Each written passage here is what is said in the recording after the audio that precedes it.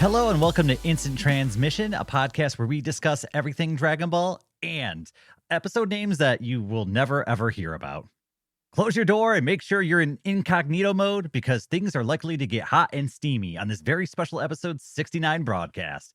We've prepared a rate the date comparison of many of Dragon Ball's cast, and we'll be ranking them in video form. Don't understand what that means? Well, me neither. But either way, I'm your host, Dayton, and once again, I'm joined by my co-host, Todd. Hi. Tonight's episode will be another tier list for all you addicts who can't help themselves. We've gathered a list of characters from the Dragon Ball universe and we'll be ranking how dateable they would be by Dragon Ball standards. For those of you listening, we will likely be posting a video on our YouTube account at youtube.com/@ITDB podcast so you can follow along. With all of that covered, was there anything you wanted to add before we got things started, Todd? I am so ready to rate all of these dates. Yeah, and so we have ratings all the way down to the D tier, and it goes C, B, A, and the legendary Z tier. So we're gonna start things off with, I think, the front runner of the Dragon Ball franchise with Goku. Is that correct, Todd? That's who we're starting with. We're starting out strong, giving us a good baseline. So Goku, as far as just dateability, he's fun, he's nice, he's flaky. We already know that with his relationship. Yeah, it's Goku's an interesting one because you like all, he's the hero, right? You love that he saves the day, but at the same time I get the impression that he's the type of guy who's like a lot of fun, but also he wants to go out and hang out with the boys, right? Like there's no time for you. He's out there to have a good time and make sure Goku's having fun first and foremost. Yes. Yeah, that's a good point. He's to be frank, he's kind of selfish. He cares about doing what he wants to do. As long as you're on board with what he wants to do, it might be fun, but I think that would get old real fast if you're talking about anything that would be any sort of long term. Right. He's kind of the poster boy. He's the dreamy guy, the guy you see on the album covers and stuff like that. And sometimes I feel like if you didn't have the right impression, you would walk into this relationship and you would be really disappointed. Like you would feel neglected. Yes, 100%. He is also, he is like you said, the poster boy. He's a beefcake. So he's got that going for him. But yeah, I think anything that would be any sort of long term, like maybe one date would be fun. But you would quickly find out that he's just he's all about him. He also wants that next thing. Like he wants to move up the excitement slope. He's not going to be content just doing the same thing all the time. So if you're into adventure and maybe you have some sort of, independent side of you where when he's off on some other planet learning instant transmission for how many months or years, if you're cool with that, then yeah, it would be a great partner. But I think for the majority of people, you want someone who's going to kind of be around. Goku's not going to be around if there's some training or if there's some sort of goal he's trying to reach. So he's a great hero for the planet. He's the hero we deserve. But as far as somebody I date, I don't know, man. I don't think I'd rate Goku very high. I don't think I would rate him very high either. I don't know that I would put him... I don't think I would put him in D tier, but I'm kind of leaning towards C tier. What are you thinking? I felt strongly at C. Like, I'm not worried about him being like a jerk to me, right? Like, yeah, he's just not going to be there. He's going to be doing his own thing. And unfortunately, I don't know. I think most people would want their partner to be active in their relationship. I'm not saying that's everybody, but I think for most people, they would want someone who would show up and not, delegate the racing of the kids to you and then go off and train with his best buddy. I think he's in our C tier. I think so too. Plus, well, he's just dangerous to have around. He's put friends and family in danger multiple times. So, I think C's a good fit for Goku. I think we can lock him in there. I don't think, because we've kind of had these discussions before where we were like, Goku is kind of a selfish person at the end of the day. He definitely is. So yeah, I think we're both on the same page about putting him at C. So that'll kind of, like I said, that'll give us a good baseline. We are, I think, next moving to his partner in crime in Vegeta. What do you think about Vegeta, Dayton? Yeah, Vegeta's kind of a complicated one, right? Because I think on the surface level, he's got rough edges. He's somebody who's gonna rub you the wrong way.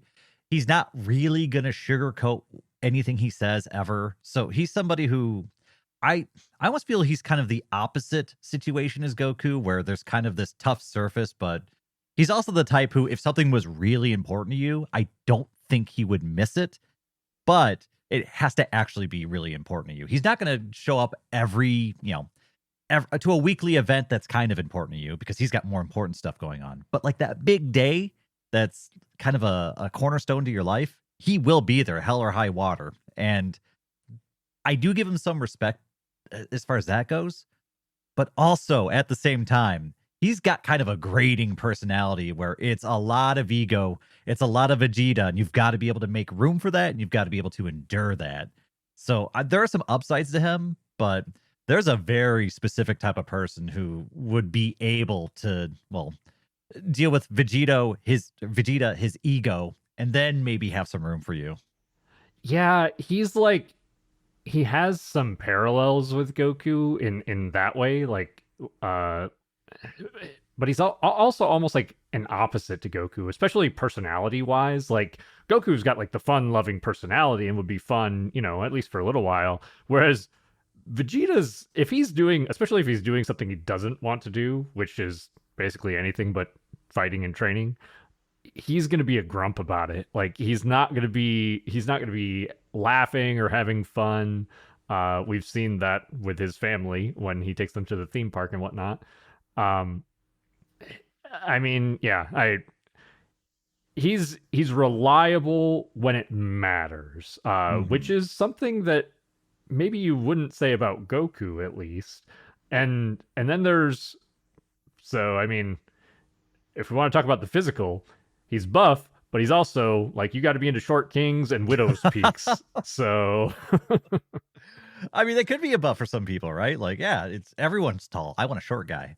Ah, yeah, yeah, it's just comparing Vegeta to Goku, though. I feel like the list of downsides once again kind of outweighs the upsides in dating that character. And I mean, how many times can you ask somebody to do something and then they berate you over even asking them until you get annoyed? I feel like it would become just so sandpapery after a while where once again you just tell me how weak I am and how pointless this is. And it's just like, well, I like to have things that aren't training that I like to do. So I think he'd become kind of ugh, a tough sell after a while. And my big question is, for me anyway, I think he's in the same tier as Goku, but is he better or worse than Goku is kind of the question.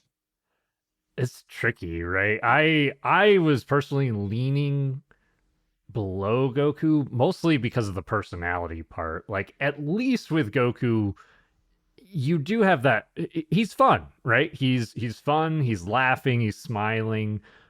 You don't get that with Vegeta at all.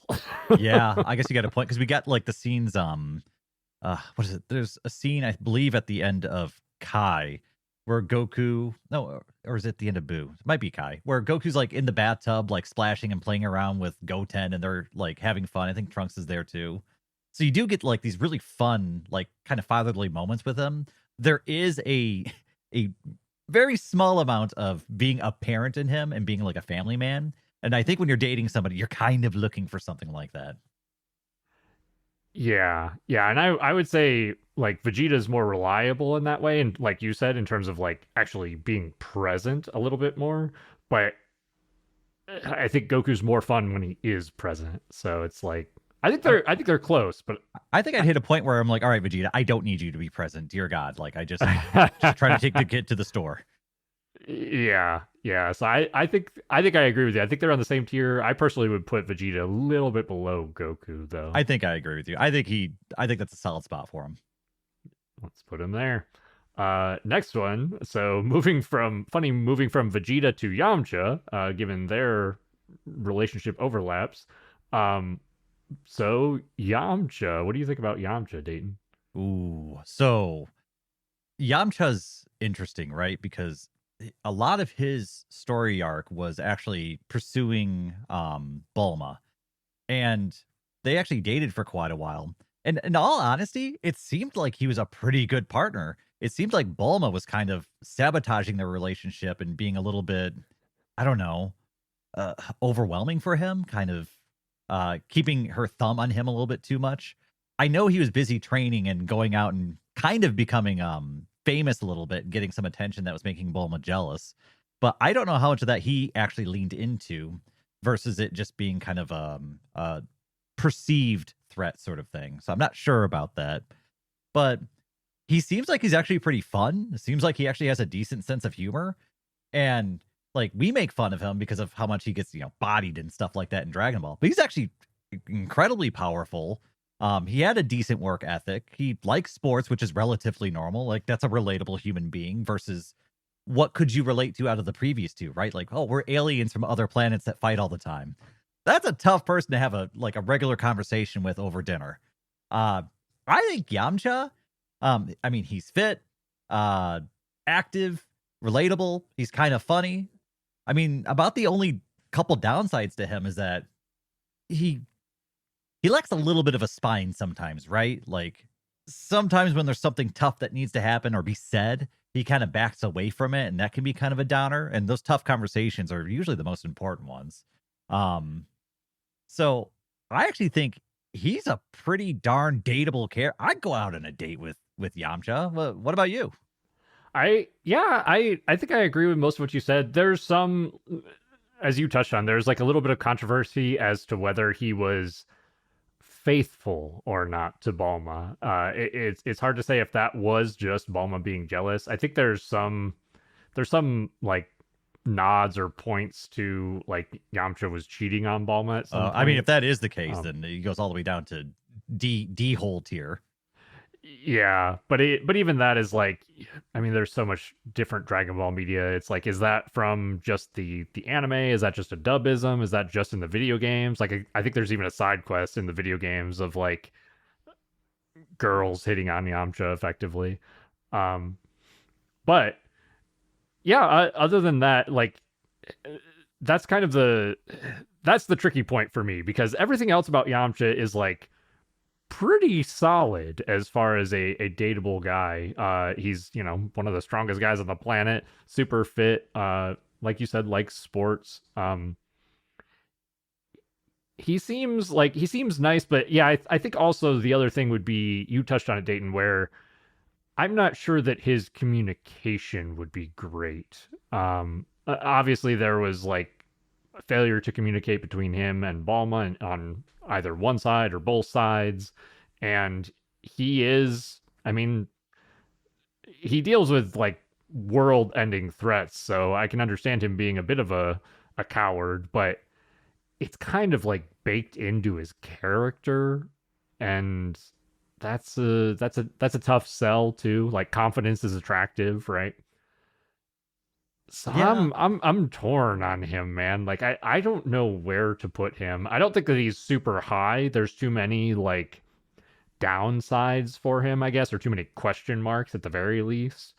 Um so I don't know. Do you have thoughts? I'm somewhere in the B to D range. It depends like if he really cheated or not. yeah, that's the thing. Because I don't know, um, I feel like I'm gonna rate him as if he didn't do anything dastardly, because then it would just be kind of a one issue thing, right? Like, all right, well, none of that other stuff matters because you act like a horrible person, so none of that other stuff matters. But I'm going to assume that he didn't, and that he just got caught up in all the attention and stuff like that. And I'm gonna put him at the bottom of B tier is kind of where I feel he would be.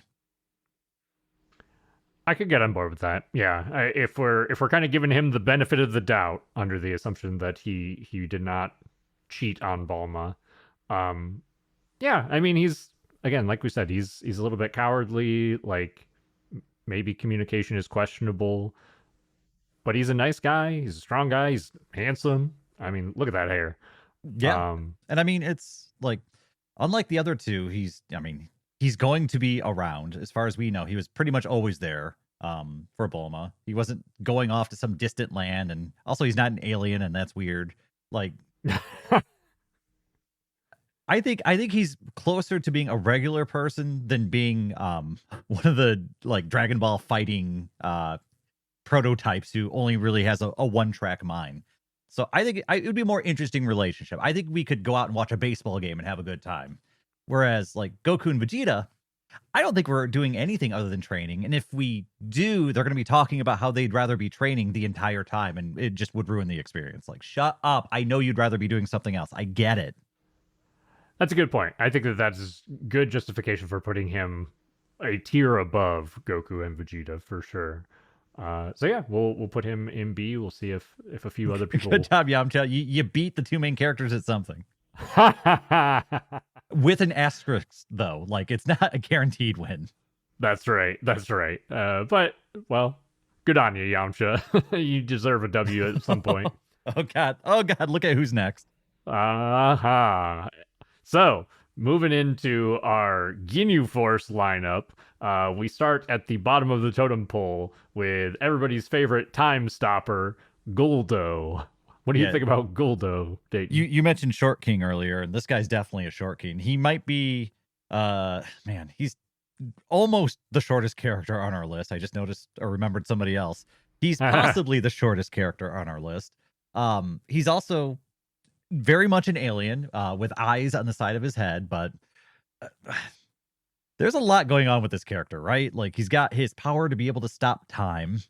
And I don't know how that helps in a relationship. If anything, I think it makes him more irresponsible in a relationship because he knows he can just turn off the clock and go fix something, or turn off the clock and go disappear. So like when he's like, "Oh, it's Valentine's Day. Did you bring me flowers?" He goes, "Of course I did." And then you see him breathe in, and then suddenly flowers show up. Like, you forgot, you son of a gun. Like, he's definitely the type he's going to abuse his power to try and make himself look good. And considering he's a member of the Ginyu Force, he's also ambitious for his own selfish causes. So there's going to be a lot of times where he's going to be off on a mission and he doesn't respond to his phone. And you know he's just talking trash about you with the Ginyu Force the entire time he's gone. Like, he's not going to say a good thing about you. Are you kidding me? Yeah, I think I largely agree with all of that. He's like the entire time he's on screen, just has like a sour attitude. He is, like we talked about Yamcha, he is pretty cowardly. I was trying to think of ways that, as like, if you're dating him, that you could like have fun with the time power, but one of his abilities only allows him to stop time for himself, and then the other one only allows him to stop time in like a isolated space.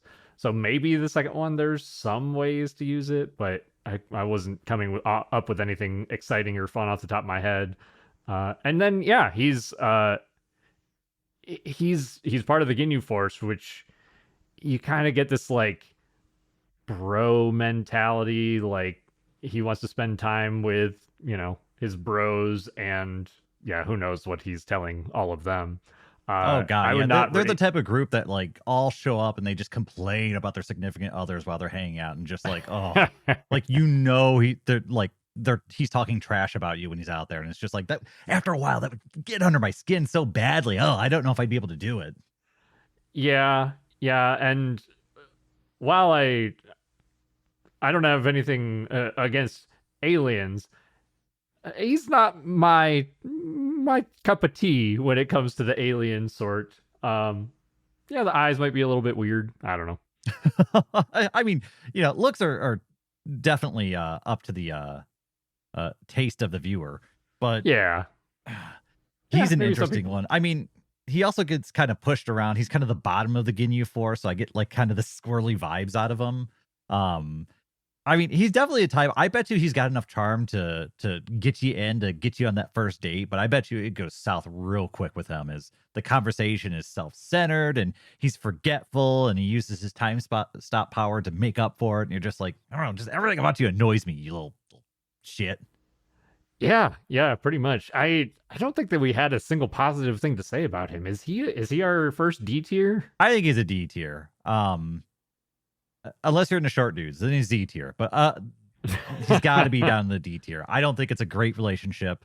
Um, but I mean, I do respect the ambition. Like, I like that he made it to the special forces. Like, not very many can do that. That's about the only positive thing I could even think to say about him. So yeah, I think he's gonna be our first D tier. So sorry, Goldo, you are at the bottom of the totem pole still. Hmm. Um, which which is going to bring us to the next Ginyu Force member in Raccoon. What do you think about Raccoon, Dayton? Okay, so I like Raccoon, and I'm going to say a few things. One, he's tall, since we keep bringing up height, and he's a tall boy. The other thing is that Raccoon is actually, I think, a level-headed, fair person. And during his entire battle with the Ginyu Force, he never really like lost control like you saw other people. And he's very much like, we're going to do things by the rules. We're going to play rock, paper, scissors. And even though the other guys broke the rules, like it's, it's up to us to follow them. It's not there. He seems like he's actually a pretty level-headed guy. And when he's out doing his special forces stuff, that's just work. Like, he's just on the job and he's good at his job. And, it's nothing personal, but I have to kill you. Um, I will say there is a little bit of that, like he's one of the bros and he's gonna be talking trash about you when he's out there. But at the same time, I think the trash that he talks, he probably also tells you about it.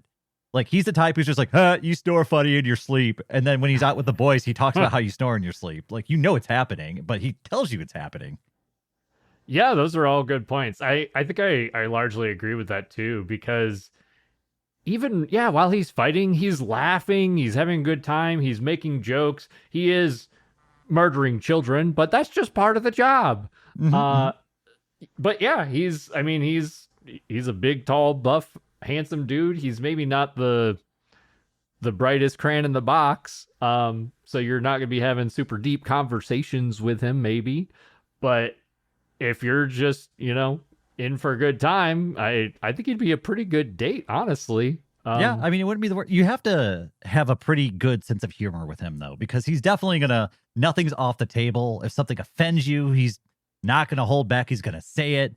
So he's not for everybody, but at the same time, he's the opposite of Goldo, who's probably gonna lie to do whatever to get that first date. Raccoon is just Raccoon, and either you like it or you don't. He's putting it all out there.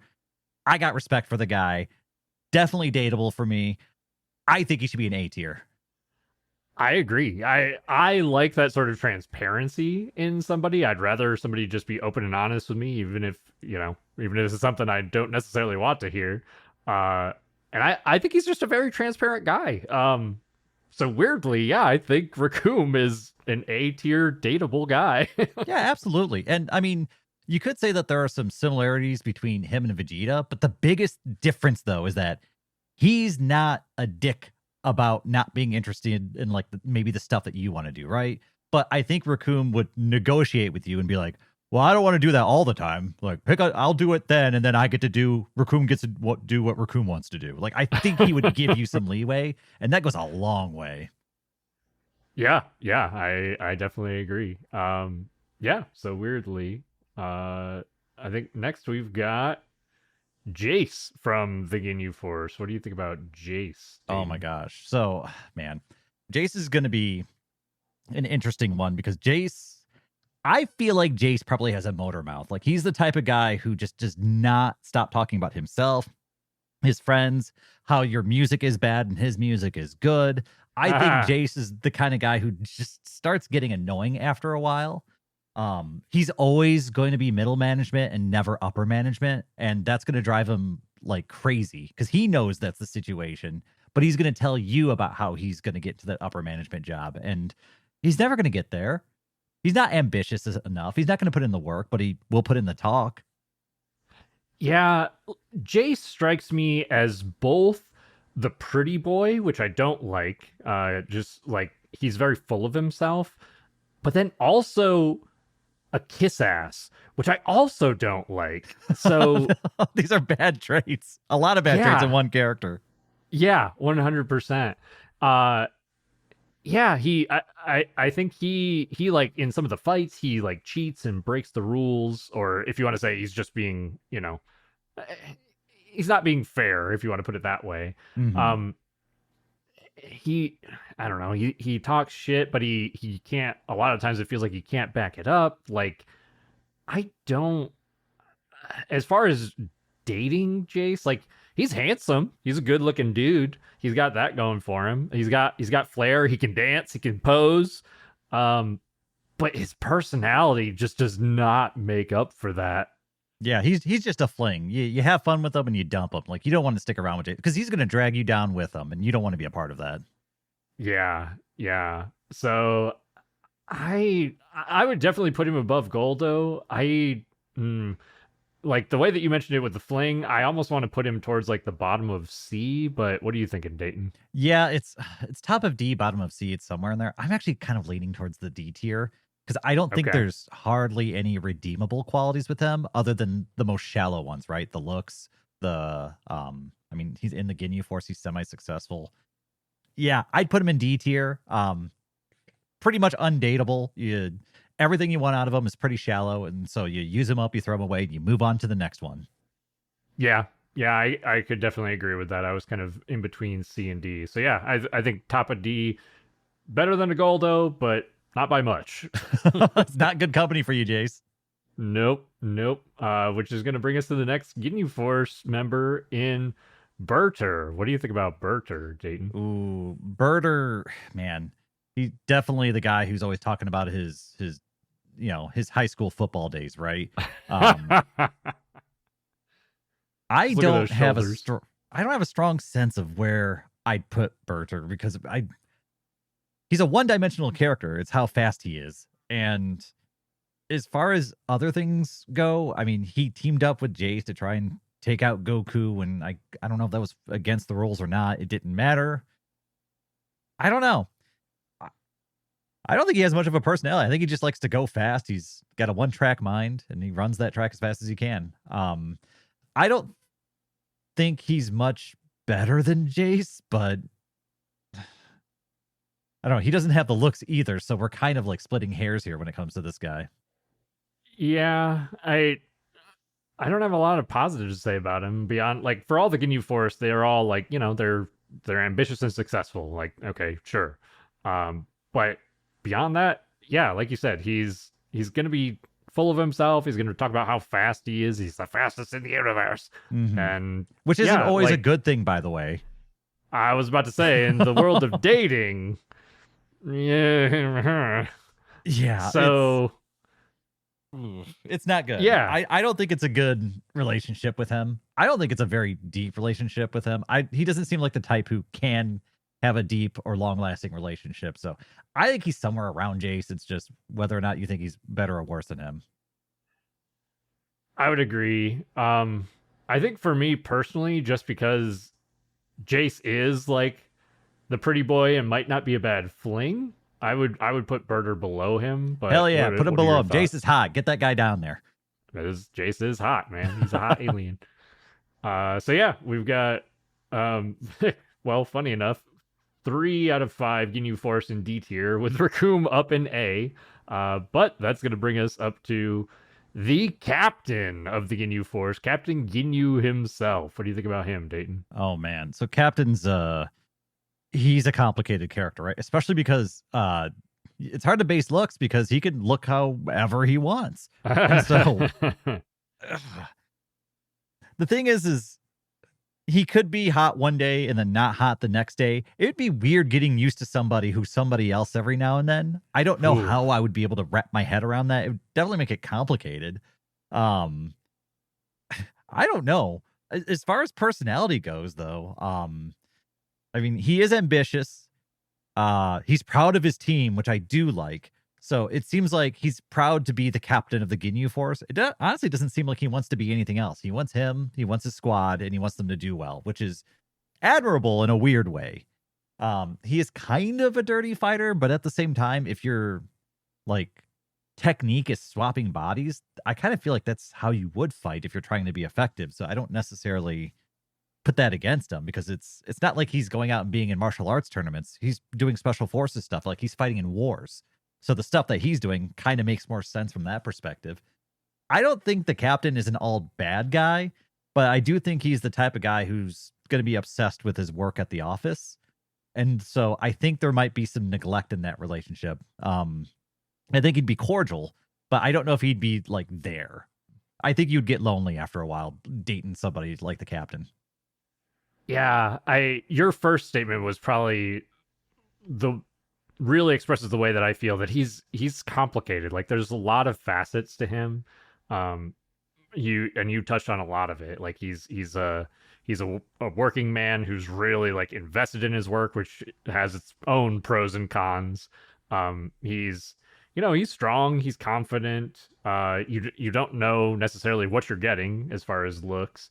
He I think there is an element of like he can be fun. Like he's the one who likes like the dancing and the posing. So he's goofy and he doesn't really care what people think of him, or he wants people to think highly of him, but he doesn't really understand what that looks like necessarily. So like there's little fun elements in there, but I also like he's kind of underhanded, and even just his ability to switch bodies makes me trust him less. Like that's an easy ability to be like, I'm gonna go swap bodies, cheat, swap bodies back, and nobody will be the wiser. Also, like you don't know where that body's been that he's coming home with. Like, come on, I don't think I could trust that. Yeah, so I don't think I would rate him very high. I think though, like the fun elements of like him dancing and like him being invested in his guys, I think that puts him a little bit higher than some of the other Ginyu Force for me. I'm leaning like either like maybe bottom of C, maybe top of D. What do you think, Dayton? Yeah, I think it's a bottom of C because I think he would make efforts to like maintain the relationship and be fun, and he's probably the type too that likes the look of having a long stable relationship. Yes. So he would at least make efforts to try and make that relationship work, and I think that puts him above the other members of the Ginyu Force because I don't think they'd care, but I think Captain would care. Like I think he wants that thing locked down just because it makes him look better. Yeah. He's like a stable working man sort of thing. Yeah, I Yeah, would agree. so I think that's a fair spot. Bottom of C sounds good to me. Sounds good. That moves us to our next one is going to be my The adult version. yes. I was trying to figure out the best way to say it because we are with my through lots of different timelines and universes. So adult Mai. We'll say specifically the Mai from Future Trunks's timeline. Maybe that will make it the easiest for us to kind of pin down.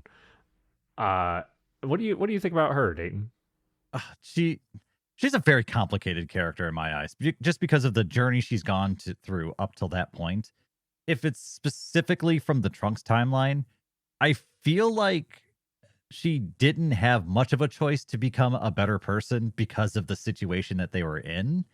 Um, so it's hard for me to rate how she would be outside of that situation, right? Like, let's say you Hmm. take her out of that timeline and bring her over to our normal universe. Maybe those events shape her to be like a better person, but all the stuff she's done with Pilaf, I don't know. Like, I feel like there's got to be some sort of moral stain on her character somewhere in there. Um, so I can blame that just because Pilaf is obviously like an evil person, like obviously. And on top of that, I don't think she has to serve him, right? Like if she just went and left and went somewhere else, she'd probably be just fine. It doesn't seem like Pilaf has that big of a reach, at least from what I've seen. It's not like Red Ribbon that ran half the world sort of thing. Um, so Mai's interesting. Also, she's like an 80-year-old in like a 25-year-old body, which is weird. Uh so I mean, maybe she's calmer and more like even keeled for somebody who's physically her age. I don't know how to rate this character, man. Like she's so wild. I can only imagine that just from her experiences, she's got to be a little bit crazy. I don't know how you go through all that stuff and not end up a little bit crazy. That's a really good point. It's funny because I feel the same way where she's such a complicated one because the character, like let's say in the Future Trunks arc in Super, the way that she is portrayed, I like her. Like she's a likable, endearing character. She's She's a badass. She's like going up against Goku Black all by herself with guns. She's she's leading the soldiers against Goku Black and all that. So yeah, she's a survivor. She's a fighter. She obviously cares a lot about Trunks. She cares about the people of Earth. All of that is endearing, and it makes me like her. But then you have to think about all of her history, like you said, Dayton, with Pilaf, where she's trying to rule the world and working for this evil tyrant. Yeah, I don't know. Like, I feel like she did change a lot as a person, but if you like, even if you look at her in the modern timeline, she's only just then kind of being like tolerated as somebody who is like, okay, they're kind of bad, but they're not really causing us too much trouble. Hmm. So it feels like the end of the world was the thing that turned her to be like a caring person, and that's like, okay, it shouldn't take that for you to be a good human being. And the thing is look at how many of our main characters like Goku and Vegeta that have gone through end of the world situations and they still haven't changed. So you could say that maybe that's a sign that there is probably a little bit more good in her than maybe some of these other characters. For me, I think I put her right next to Yamcha because it's that like, all right, like I can see the good in your character, just the way you treat Trunks and the way you care about people. But at the same time, there's definitely like this big asterisk of like, well, are you only doing this because it's the end of the world situation? Would you keep like trying to backstab Goku and get the Emperor his evil wish? Like, there's some moral like gray area here that I can't parse out completely. So she's around Yamcha. I would say probably a little worse than Yamcha. I think I would agree with that. There's just too much of a. I mean, Yamcha has a bit of a track record of being a bandit himself, but there's just too much of a track record for Mai of just, you know, hurting other people. And yeah, I don't want to be in a relationship with somebody who, is going to hurt me or hurt others. So, but she obviously, has those other redeeming qualities, at least when it comes down to life or death situations, I suppose. And I mean that's not a bad spot for an 84-year-old. I mean, if we're talking about looks, she's looking pretty damn good for an 84-year-old. So weird with her and Trunks. Oh, I can't get over it. It is very weird. Speaking of, we're Ooh. moving to future Trunks next. Dayton pointed out that I believe Trunks is 17 when he shows up. So we're anybody 18, we were talking about on this 18? list. Yeah, anybody we talk about on this list is legal consenting age. Because that's how it works. If you say they are, they are. That's right. All right. So And we got we're future Trunks, right? Man, this is going to be a hot one because Trunks is somebody who definitely he's got that good heart, he's got that good looks, good shape, caring. He's got all these good qualities, right? But that's not what I'm going to focus on. I'm going to focus on all the PTSD that he probably has and how screwed up his timeline is. Because if you're dating somebody like Trunks, like he's going to have baggage. Like he's a 10, but he's dealt with crazy his entire life. So you've got to be aware of that this is, you can fix him. You've got to be the person who's like, I can fix him. You've got to be serious about it because he's lost just about everything in his life. His best friends, his mom, his entire universe was destroyed. Yeah. I could only imagine what that does to one's psyche. It's a good point because I'm not gonna lie, Trunks is, first off, he's one of my favorite characters in Dragon Ball, period. But second off, he's an easy 10. He's an easy Z rank for me. The only downside is I mean, you made a good point that he's certainly got trauma. This guy's waking up with like night terrors and cold sweats in the middle of the night. He's lost a lot. I also wonder too if because of that, if he would put a lot of, how do I say this? A lot of weight on his partner's shoulders. Like he needs that person to be a lot for him because he's lost basically everything else. So that's something to consider. But I'm not gonna lie, I'm still putting him high up there, man. He's a good heart. He's tried to help people basically his entire life. He puts himself at risk to help people. He cares about people who are like he treats his mother very well, besides, not listening to her and putting himself in danger to save others. Uh yeah, I there's not a lot of bad to be said about him. I don't know if he'd be super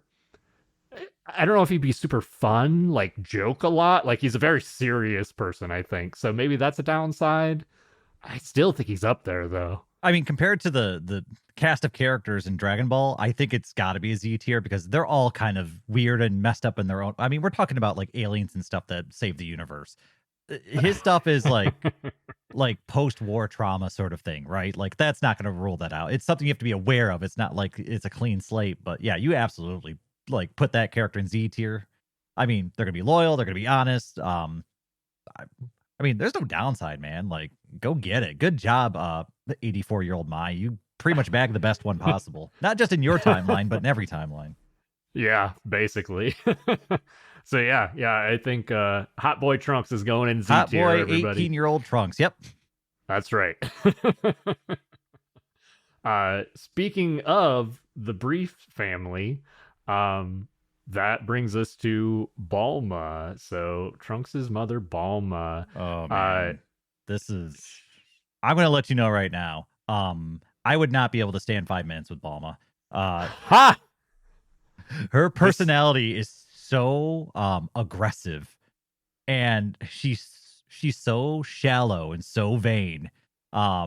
She's so looks oriented. Like she was gathering the Dragon Balls to wish for 5 years off of her when she's from the richest family in the world. I don't know. It's one of those things where I think Balma's personality would be too much for me to have any space to be in there with her.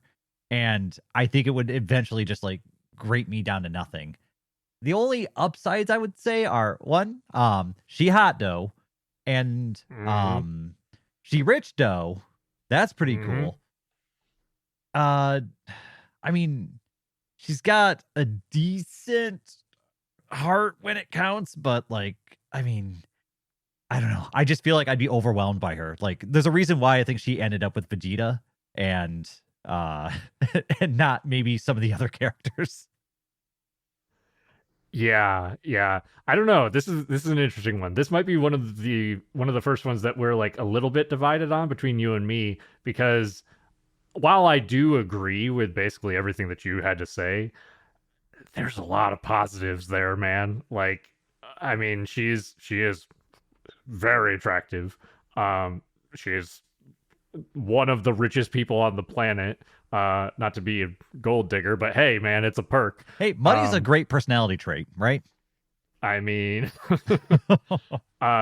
she's one of the smartest people on the planet, which I guess could be a pro and a con, but I mean, her and her father have made like these capsules that contain, anything, houses, vehicles, planes, whatever. Can you imagine how boring a conversation with you would be though when like they're the smartest person on the planet or one of them and you're just like, "Hey, but I put more RAM in my computer, right?"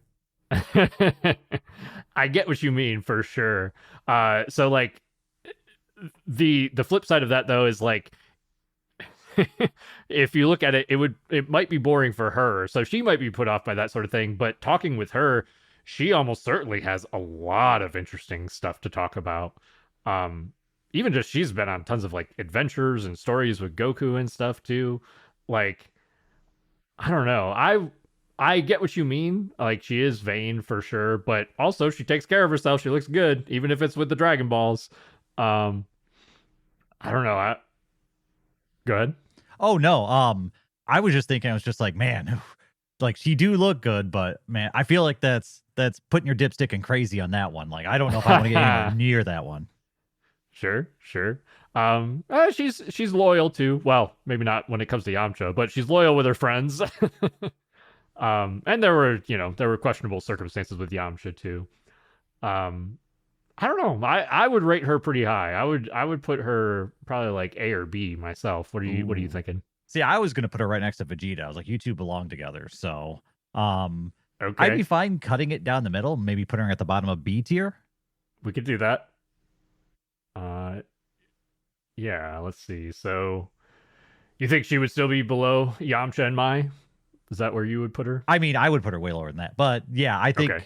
I think because she's somebody who has all these like personality flaws without ever having to need anything. And so like some of these other characters you could be like, well, they ended up that way because, they were neglected. Yamcha was like a poor guy living in the woods, just like robbing people for food.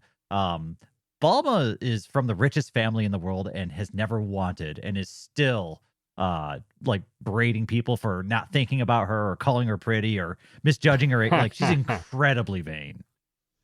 Yeah, that's fair. I mean, I won't lie, you've got valid points. But I think that's the first one that we've been like divided on. So we'll split the difference and put her in B. It's a tough one, man. That's a tough one.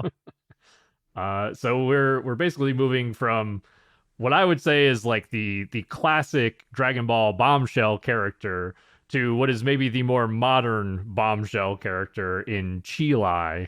So what do you think about Chilai, Oh, Dayton? Chilai, yeah, she's up there. She thick, um, she's nice, she's caring. Like she was able to see Broly for who he really was, like right off the get.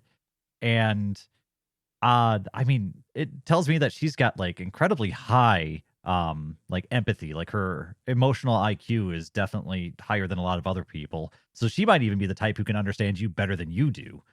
And even though there's kind of an edge to her, I like that. That was kind of a punk rocker when I was younger, and so I relate to that. So for me, she's like high up there, man. Like she's kind of got the whole package.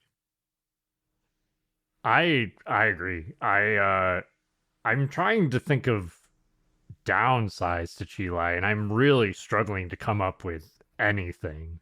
Like I mean, I she feel like they were trying to give her like the like a little bit more of an edgy side, like she's like she could be an evil character sort of thing, but they didn't really pull the trigger on anything actual. And so I can't knock her down too much for like vibes that the movie was trying to give me. For me personally, like the way that I read that is that she's kind of like you said with Raccoon, like she's not afraid to speak her mind. And if that rubs people wrong, she doesn't give a shit. And I like that personally. So like she to me she's confident, like she will tell people off. Like if she feels like that's what needs to be done. I have nothing bad to say about her. I honestly would like put her in an immediate Z tier. I'm there with you. I have nothing really bad to say about her. Like she thick, she smart, she funny. Like throw her up there. I got nothing bad to say about her. Would she be above Trunks? Because Trunks has at least the PTSD stuff. Like I can't think of any downsides to Chilai, truly. Ooh, I can't put one above the other. Like I put them pretty equal. Okay. I'm gonna since you're equal and I'm leaning above, I'm gonna put her above Trunks. Oh, maybe I can't move it now. Oh no, Trunks is locked in there. He can't. He look at that stare he's giving you. He's not moving. I do love me some Trunks, so That's well, fine. If that's where Trunks is she's above sitting her, now. that works for me. Fine by me. That is going to move us to another alien or god, I guess, in King Kai. What do you think about King Kai, Dayton? Oh man. So there's a lot going on with King Kai. If you like material stuff, you get your own planet if you're dating that guy. That's pretty rad. Not many other people can say they've got their own planet. So he comes with a planet. He's got the position of king, which would make you also royalty, which is pretty rad. Uh, he's funny, or at least he thinks he's funny. So he's gonna be cracking jokes. He's gonna be having a good time. He's into animals. Who doesn't like animal lovers? Um, there's a lot of upsides with him, but there are some downsides where it doesn't seem like he gets out a lot. Like he's not going on vacations anywhere. He's just kind of hanging out on his planet. He's kind of got a job to do. Um, He could probably take a little better care of himself. I'm just saying King Kai could probably slim down a little bit. Like, I'm not the type to be shaming people, but I mean, what else is he gonna do? So, um, I think there's a lot of ups with King Kai, but it just feels like I don't know. There's some special spice that's missing there that I'm looking for in when I'm looking to date somebody. I'm like, King Kai, you're funny, you're nice, but like, I don't know, not into nice boys. Sure. Yeah, I could see that. For me, I think there's a lot of positives. I think you made a lot of really good points. I like that he makes jokes. I like bad puns and bad dad jokes. So like I'm on board with King Kai's comedy. Um he's uh, I mean he likes to laugh, he likes to have fun. He sometimes has a temper. He definitely, like, if people aren't doing what he wants them to do, he will yell and scream at them.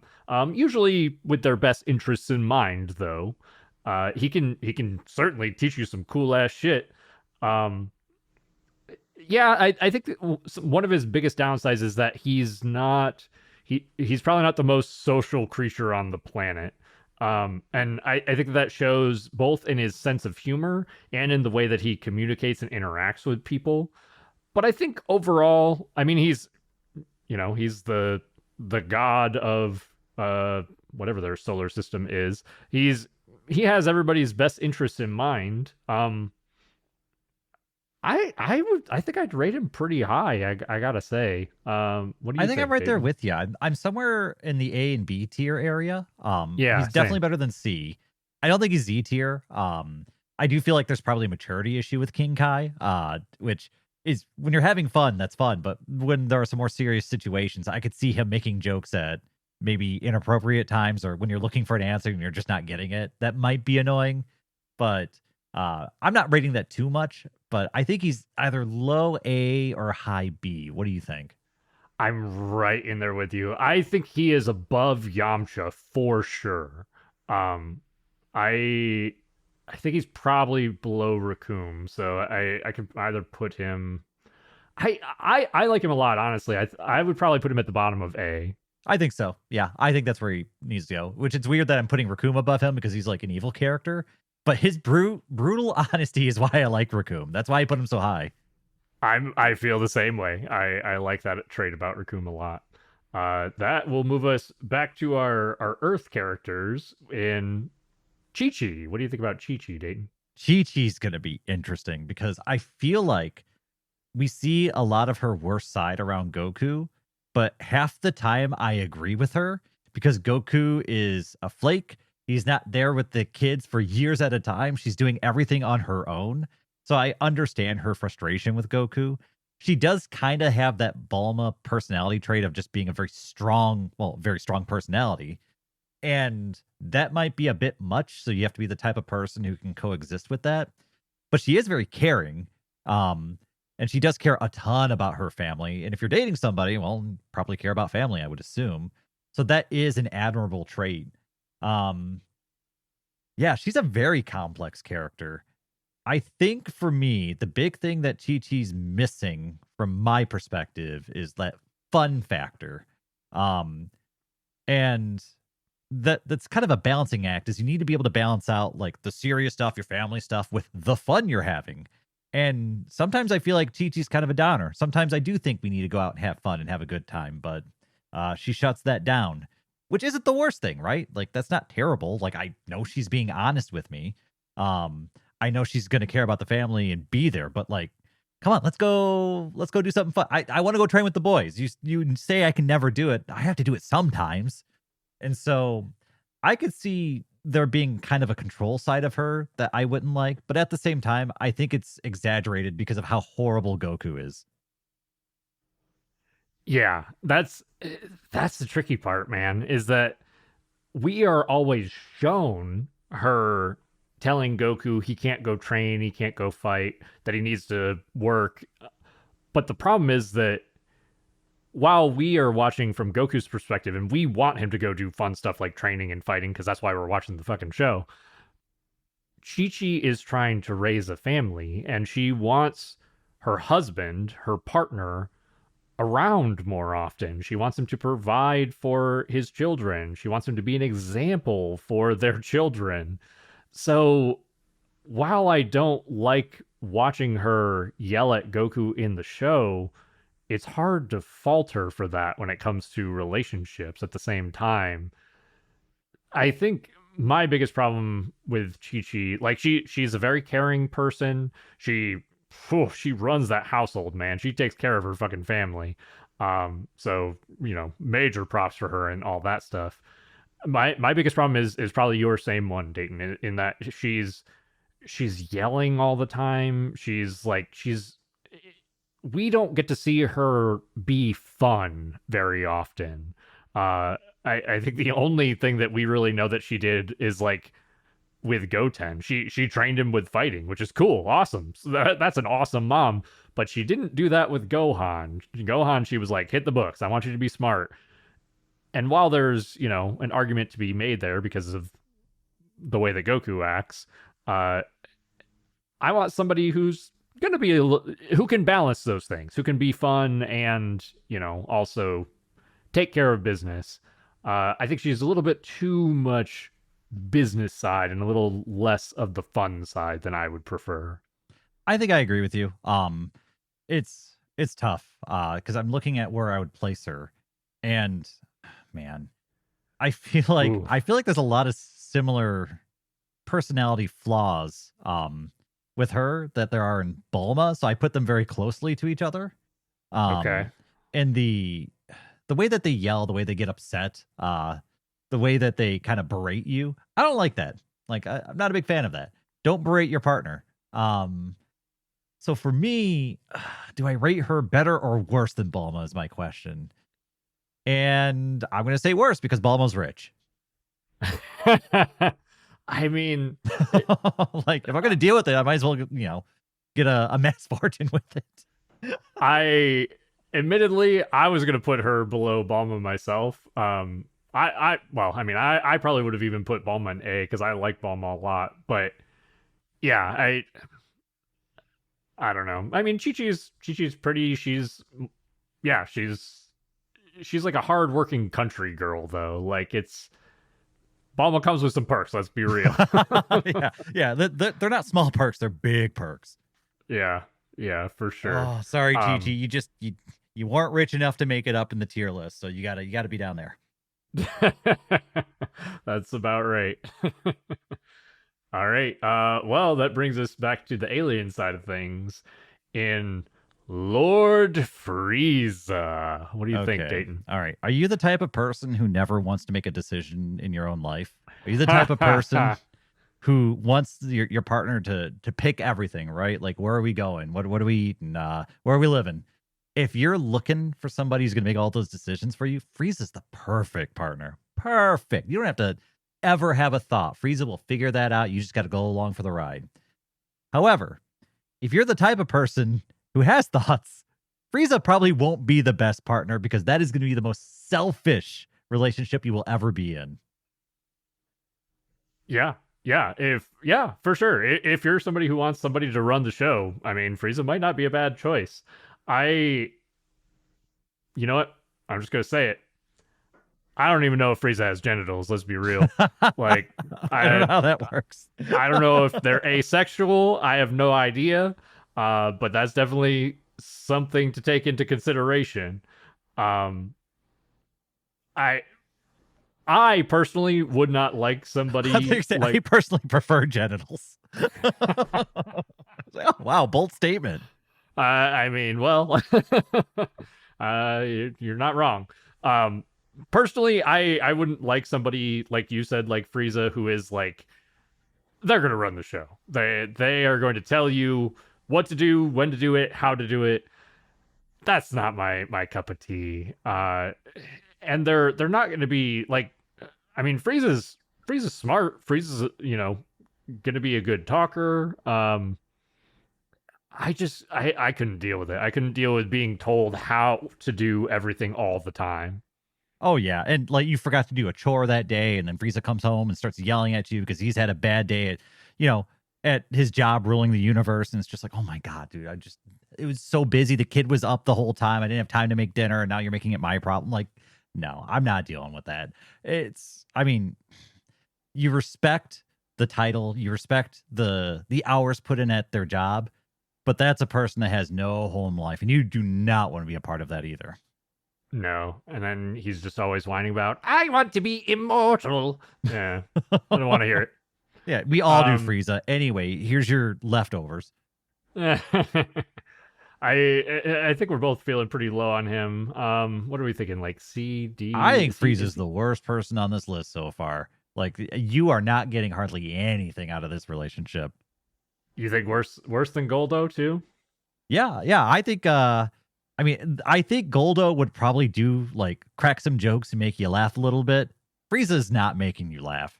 I don't think there's hardly any upside to dating Frieza other than well, the thing is you would be, married to the Emperor of the Universe, but I doubt you would get really any perks outside of what Frieza would allow you to have. Like, I feel like you would live a very sheltered, controlled life. Like, nope, not doing it. Yeah. Yeah, I would agree. Well, Frieza's at the bottom of the list for this one. So I mean, Frieza's like my favorite villain for a reason. yeah, Frieza is my favorite villain, which is it's just very funny to have Frieza at the top of that list and the bottom of this one. Oh god, this next one's I mean, okay. Physically, I know he's well over 18, but what about mentally? He is, I believe, hundreds of years old. So not an issue in terms of that. But yeah, Majin Buu. What do you think, Dayton? I don't know, man. Like, I feel like you can't date that. Like, you're gonna be like, people are gonna be questioning you. Like, is this allowed? Is this legal? Is Boo smart enough to know that he's in a relationship? I have a lot of questions about this. And on top of that, let's say he is, right? He passes all the legal checks. What are you getting out of that relationship, really? Because it seems like he really only cares about food and his dog and Mr. Satan. I don't know if there's much room left for other people in his personal sphere. Yeah. I'll But let's say I'll you get play. into it, right? For argument's sake, let's say he allows you in. You're on that line or on that side of the line. You're up there with Mr. Satan and B. It almost feels like you're walking on eggshells the entire time with that pink blob, right? Like, you're trying not to say the wrong thing and you're hoping nothing pisses him off because he's going to go over the edge. It feels like I'm like, ugh, like really trying to just get through the minefield on a daily basis with this guy. Flip side, he could be fun. If you like playing games and stuff like that, he'd probably like to play games. Yeah. I'm gonna throw a few more pros on there in that he can basically look however he wants or you want. So that's a plus. And you get sweets whenever you want. If you got a sweet tooth, he is the guy. And I mean, he's also got like the ability to like heal bones and stuff like that too. So he could be walking around like performing miracles and stuff. He can just whatever house you want to live in, he can just make it appear out of thin air. So there's some perks to that too. Yeah, 100%. Yeah, the healing one's actually a big one. To say nothing of, I mean, this guy gonna protect the shit out of you. Oh yeah, like if you get into that circle, you're basically permanently like you have a permanent bodyguard. Yeah, for sure. So there's some pros there, but it would be a weird relationship. You're not gonna get a lot of like love or words of affirmation or it's going to be a very non-traditional relationship with this guy. Yeah, and also like I don't know, it's how does a conversation go like when Ah, you're in the house with them for the second or third week of your relationship or whatever, and you're like, hey, what do you want to do tonight? Me, Boo, not feel like it. Like, okay, well, I guess we're not doing anything then. yeah. Boo wants to take a nap, like, and might be napping for a week. Who knows? But I mean, he's not like bad to you though. It's just Boo do what Boo want to do, and he's gonna do it. But he's nice. He's gonna make sure you don't get hurt. But it doesn't feel like it's gonna be a very deep relationship. Yeah. Yes, I don't think I'd put him very high. I don't think that he's D bad. I think there's too many like pros. No, I think he's I think he's bottom of C because I think he does the bare minimum. Um, well, he doesn't do anything to like actively hurt you. Whereas I think all the people in D tier are going to do things to actively hurt you. Is kind of the delineation I'm making here. I'll change that later as soon as we get to a different character that breaks that. But he just doesn't have like the personality to keep you interested. And I don't know, he's kind of a giant man child, and I feel like that'd get annoying. At least like Captain Ginyu's gonna put up the charade of a normal relationship. Boo can't do that. Yes. Yeah, I would agree. It feels like a relationship just to get like the pros that Boo specifically provides and not like anything you actually want out of a relationship. No, no, he's a giant man child. Man child. Speaking of giant man children, Mr. Satan or Yes. Hercule. Hercule. He's man, he's gonna be a complicated one, right? Yes. Just because he's not an evil person, but he is a vain person, and like he's a world class martial artist, but because our heroes can do magic, he's kind of a nothing compared to them. He's got a weird circle of friends and a weird relationship with them, especially between him and Boo. I don't know, man. Like dating Hercule would be very, very bizarre. I'd be worried though that when it comes to kind of the fame and attention that he desires so badly, he might put your life on the back burner. And on top of that, I think there was something alluded towards something like that with his previous relationship. It sounded like his relationship with Vidal's mom wasn't that great when it ended. There's pretty sparse details about it, but yeah, I mean, obviously Vidal's mother is not around for some sort of reason, and he's tricky. He's one of my favorite characters, but yeah, he's so selfish. In terms of like his career, his presentation, I feel like he's probably not going to have a lot of time for you. Uh, he's, I mean, he's a good-looking guy if you like that, like strong jaw, handlebar mustache, 1990s wrestler-looking visage. He's certainly jacked. Um, and he cares about family. Like we see that with Vidal, we see that with Pan. I don't know that he cares in the right ways though. Like he's sometimes overbearing and he's not good at communicating. He's not Yeah. evil, right? Like that's the big thing is he's more caught up in his own world than he is an evil person. He's not going to do anything to actively hurt people, but he's definitely the type who's just like, "Oh shoot, I forgot your thing was tonight. I booked plans. Like, sorry." And I feel like that would happen a bunch. If he would just let go of his fame ambitions and all that stuff, I think he would be a great person, but he can't. And I think he's always going to be at odds with that. And I'm just going to have to like he's hardly ever going to show up at my soccer games and it's going to be horrible. And I don't want that. So for him, I think that puts him kind of low. And I Yeah. actually think it puts him. Ooh, yeah, I think he is worse than Goku and Vegeta. And I say Okay. that because I feel like he also is the type who might not fully tell you the truth Yeah. because he's afraid of like that response. He doesn't have the backbone to do it. So I think he's just below Vegeta in my opinion. Because I think he's more off. Oh man. Yeah. I'm trying to figure out if he's worse than Captain Ginyu or not. It's tricky. Yeah.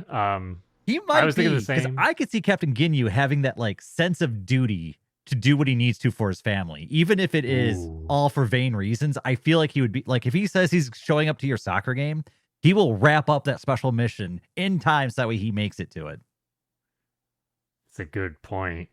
Yeah, I was placing him in C in my head. I kind of had him about the same spot.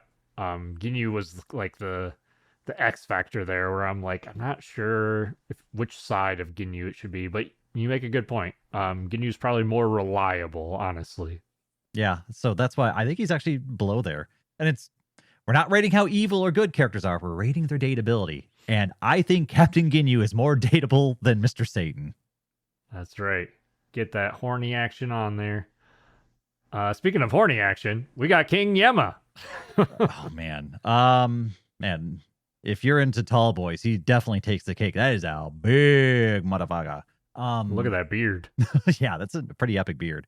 I mean, he's King Yama, man. That is a very hardworking man. That is a very big man. That is a lot of man. I don't think I've ever seen him do anything other than his job. So I don't know if he ever leaves work. I don't know if you could actually have a relationship with this man. It's a fair point. Yeah, I don't know that he ever clocks out. So that's I mean a huge negative there. Like you're like, hey, let's go on a date. He's like, no, I'm working 24/7. I've got a double that I'm working, so I'll be working for the next 100 years. I'm guessing his shifts, whatever he is, their shifts are in like years at a time. Yeah, that's probably true. He's also got a bit of a temper on him. I mean, he's admittedly he probably needs to for his work, but we mostly see him like yelling and putting the smackdown on souls that need to go to hell. Yeah, admittedly there's not a lot of positives in terms of dating him. I don't think there's a lot to even really talk about with his character, but I think he'd probably be in D tier somewhere. What do you think? Yeah, I think it would be. Oh man, I think he'd be top of D tier just because it's all situational for me, right? It's all he never has time to get off of work. He's not necessarily an evil person, but he's kind of boisterous and assertive, and that's not great when you hardly get any time to interact with him. So yeah, I think it'd be top of D tier. I don't think he's like the other guys that are going to be like talking trash behind your back and stuff like that. He's not going to be actively sabotaging you, but he's just not going to have time for you. He's a working man. Yeah, I would totally agree. Um, Speaking of working men or not working men, now we've got TN. What do you think about TN, Oh Dayton? man, I think you could do a lot with an extra set of arms. Hmm. Tien is a character who's gone through a lot of growth, right? He's somebody who struggled with like his internal evil and overcame it and actually became a pretty decent guy. He's hardworking. The big thing with Tien that's going to hold him down for me is that I feel like he has no real personality, like, or at least not much. It's going to be kind of a boring, dry relationship. I think he'd be a good guy. I think he'd be great. But at the same time, he's not going to make me laugh very often. He's not going to have he's not going to be able to hold a conversation, which is going to be weird, especially somebody you're going to be spending hours and hours with. You've got to be able to have a conversation with them. Otherwise, it kind of doesn't matter that you're a great guy. Like I'm bored. Like I'm bored, Tien. You got to entertain me a little bit. You have to lift your end of the conversational couch. Yeah, he's reliable. He's straightforward. He's honest. He's hardworking. But he's boring. To be frank, he's not going to be fun. He's not going to be cracking jokes. He also spends a lot of times like in the mountains meditating or running like his martial arts studio and stuff. So he's kind of got like his own thing going on too. We almost never see him make time for a relationship, right? And that could be a big problem. So yeah, I like even though he's a good guy and he's reliable, it would be hard for me to rate him very high, admittedly. Yeah, Uh, the flip side though is that if you were to hypothetically, because that's this whole thing, get in a relationship with him, I don't think he would really do anything to piss you off. It also seems right. like he's not going to other planets and spending years like training and stuff like that. So he would at least kind of be around. So in my gut, I feel like he's somewhere all near like Goku and Vegeta, but he might be a Yeah. little bit better than them in my opinion, because I feel like if he were to enter that relationship, you at least make an effort to make it work. Um, and so I think he'd be better than Goku and Vegeta, who I think actively don't care about anything other than getting stronger. I don't think Tien has that same drive that they have. That's kind of destructive towards relationships, at I least would not to the same most degree. Yeah, I would mostly agree to that. I think that Tien's not The only thing that I would say counter to that is that Tien doesn't strike me as the type of person who is interested in a family, whereas Goku and Vegeta are, at least in some capacity. But I still agree with you. I think that Tien's just a very reliable, honest, straightforward person. And I think that for me, I think that would probably place him like in C, but above Goku and Vegeta. What do you think? That's kind of where I was thinking. But I mean, there's even an argument at putting him at the bottom of C tier because it's like, well, he's so adverse to having a relationship that would he even want to stay in that relationship? It's really complicated with him. It's a fair point too. We'll have to add Yeah, like an extra tier of like does not want to date, not interested. maybe. Yeah. We'll stick him here and see for the time being. But yeah, I get what you mean. He's tricky. Like at least he's accessible, available. Um I mean, he's not like Goku decided to like abandon his family for 5 years to go raise some kid in another continent. exactly. Yeah, at least you can find Tien and if you need to ask him or tell him something. I mean, this is Uh this is how low the bar is to get into C tier. it's not a high bar, that's for sure. Which is good because next we've got Krillin. My guy, Short King, baby. Short King. Man, What do you think about Krillin? Krillin's interesting because we watched his character grow quite a lot through Dragon Ball, where when he was younger, he was a very not very, but fairly dishonest, manipulative, like kind of a jackass when he was younger. And he grew out of that character and actually developed some backbone and is strong, courageous, all this other stuff. I know he gave up on fighting, but like, why the hell wouldn't you when literally your friends are gods or at least have the power level of gods? Yeah, I'm gonna go hang up my fighting gloves. I'm gonna go do something else because I'm just a mere human. So I don't blame him for that. He does have the issue of sometimes he doesn't deal with hard news very well, but at the same time, um, what was it? He was the one charged with telling Chi Chi about Goku's death, and that I don't blame him for having a tough time with that because I think you even have a hard time just swallowing that pill. But he's usually the type who reluctantly goes through whatever needs to get done, even if he's dragging his feet. Um, he's had a decent work ethic most of his life, even though he doesn't have Super Saiyan bloodlines to pump through his veins to power him up. Um, he's funny, he's chill, uh, good sense of humor. I mean, he lands an android baddie for a friggin' reason. So I think there's a lot of good dateable factors about Krillin. I think his height is actually probably his worst trait. Yeah, man. Like I think both of us like Krillin quite a bit as a character. I think he's pretty high up there as far as dateability for me too, to be honest. He's fun, he's funny, he's strong, he's relatively good looking, minus maybe the couple of extra feet that he's missing. Um like he's available, he's accessible, he feels like grounded and down to earth. He's I think probably some of the worst traits is that yeah, he sometimes he struggles with communication, but it's just because of the situations that he's put into as far as like his need to communicate such hard news. I mean, the way that he treats Android 18, like everything that he does for her despite who she is, um and her trying to hurt all of his friends. I mean, maybe there's something to be said about the fact that he was like fell for her, probably presumably only for her looks, but I guess you could say maybe he's empathetic too in the fact that he's like they didn't want this situation. The androids did not want to be these killing machines. So he's up there for me, man. I got to put him pretty damn high. Yeah, for me, I mean, I'm looking at Raccoon and King Kai, and I'm thinking, all right, I think he's more dateable than those two. Now, the question is he a Z tier? And I gotta say, I think he barely makes it in.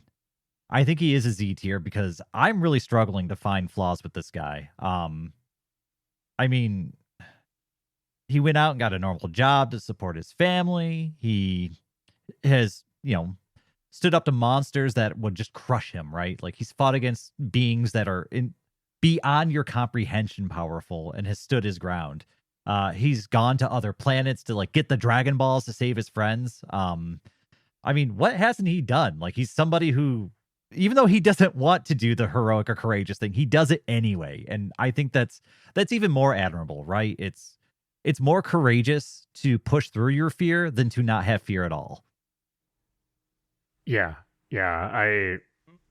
I know you haven't seen or at least remember some of GT, so I'll say this in vague terms. There's a moment where he protects his family in GT, uh, putting himself at heavy, heavy risk.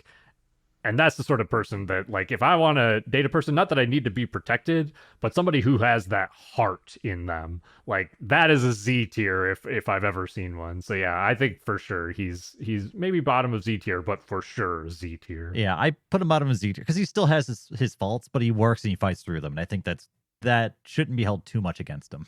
Yeah, even those faults are like it makes him more real, more Mhm. endearing to me in a lot of ways. So Yeah. This next one. speaking of so androids, so 17, right? That's who's up next. 17. Yeah, Yep. man, can I say that I think 17 is one of the most monotone sounding characters I've heard in the entire Dragon Ball series, at least, because I listened to the English dub.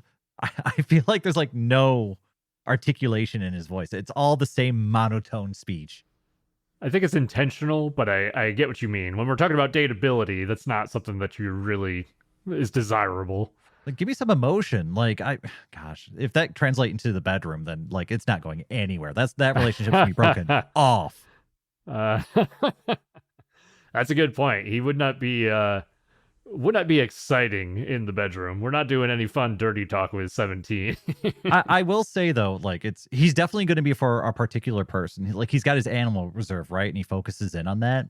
If you're somebody who has a cross of interest with him, I think it would be great. You guys could go out there and you could work towards that animal sanctuary. You guys could build something together, but you have to have that common ground because I don't think he's establishing anything outside of his own little sphere that he's interested in. I don't think he's somebody who cares about other people.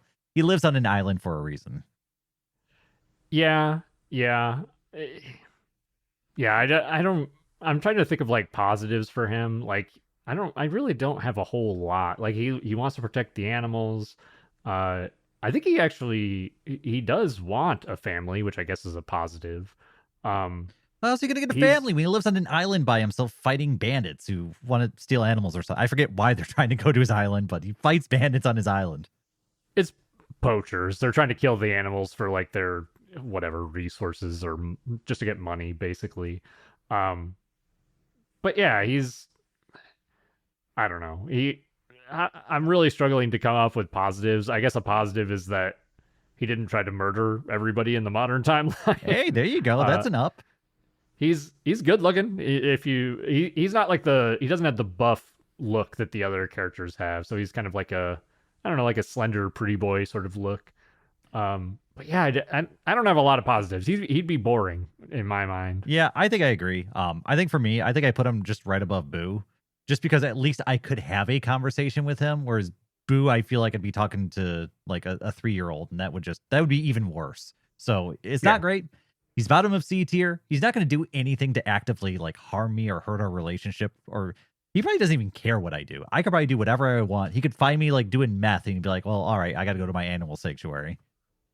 Yeah, yeah, probably. Yeah, I think that's the perfect place to put him. He's not offensively bad for D tier, but not much better than that. No. Which brings us to his sister in Android 18. What do you think, Dayton? 18. This is a character who I mean, you kind of start getting like little droppings of her personality as like you go through Super and some of the timeline past the Cell saga.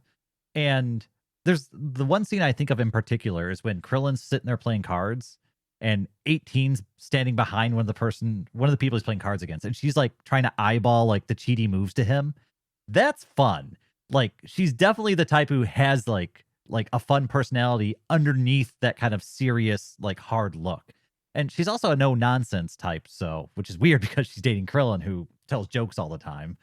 Um I think she's somebody who has that hard ass veneer but is actually kind of fun underneath. And so and maybe 18 or maybe 17 is the same way, right? And we just don't get to see that part. So I can't extrapolate that same conclusion to him because with her, we're at least shown it. And so she's a cute blonde. She's got a fun personality with a kind of hard surface. Um, as far as downsides go, I don't know what her hobbies are because she's a robot that came out of some guy's basement. Um, so it's hard for me to say like based off of what I've seen, I still don't feel like I know her super well. So I don't know her ups and downs terribly deep because we haven't had like an 18 arc, right? We haven't really delved too far into her personality. So there's a lot of gray that I just am kind of filling in with my head. Because I could also see her, I don't know, maybe being actually no, I don't see her being too bad because she's even motivated Krillin to kind of step it up and get his act together and has been kind of a point of stability in his life in Super. So I don't know. It seems like they've gone out of their way to make her feel like a supportive partner in their relationship. And I think she scores points with that.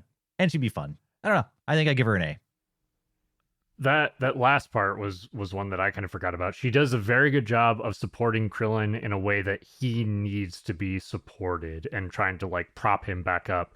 The one con that I will say that I don't think got brought up is that if you want to talk about materialistic, she is the most materialistic person in the show. As Yeah. in, Oh, man. she wants that prize money from the tournaments. Like when everybody else leaves the tournament to go fight Majin Buu and to potentially save the world, she stays and fights in that tournament to get the prize money.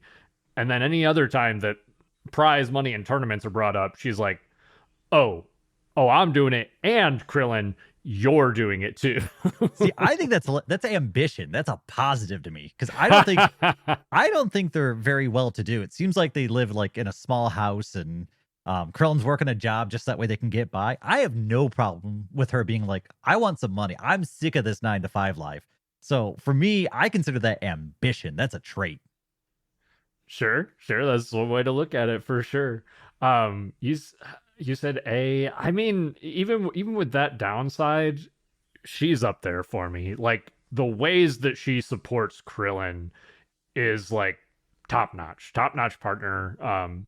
She's a little bit rough about it, but I want somebody who's going to be honest and blunt with me about that sort of thing. See, So I like it better than the way that Bulma does it, where she berates you and screams at you.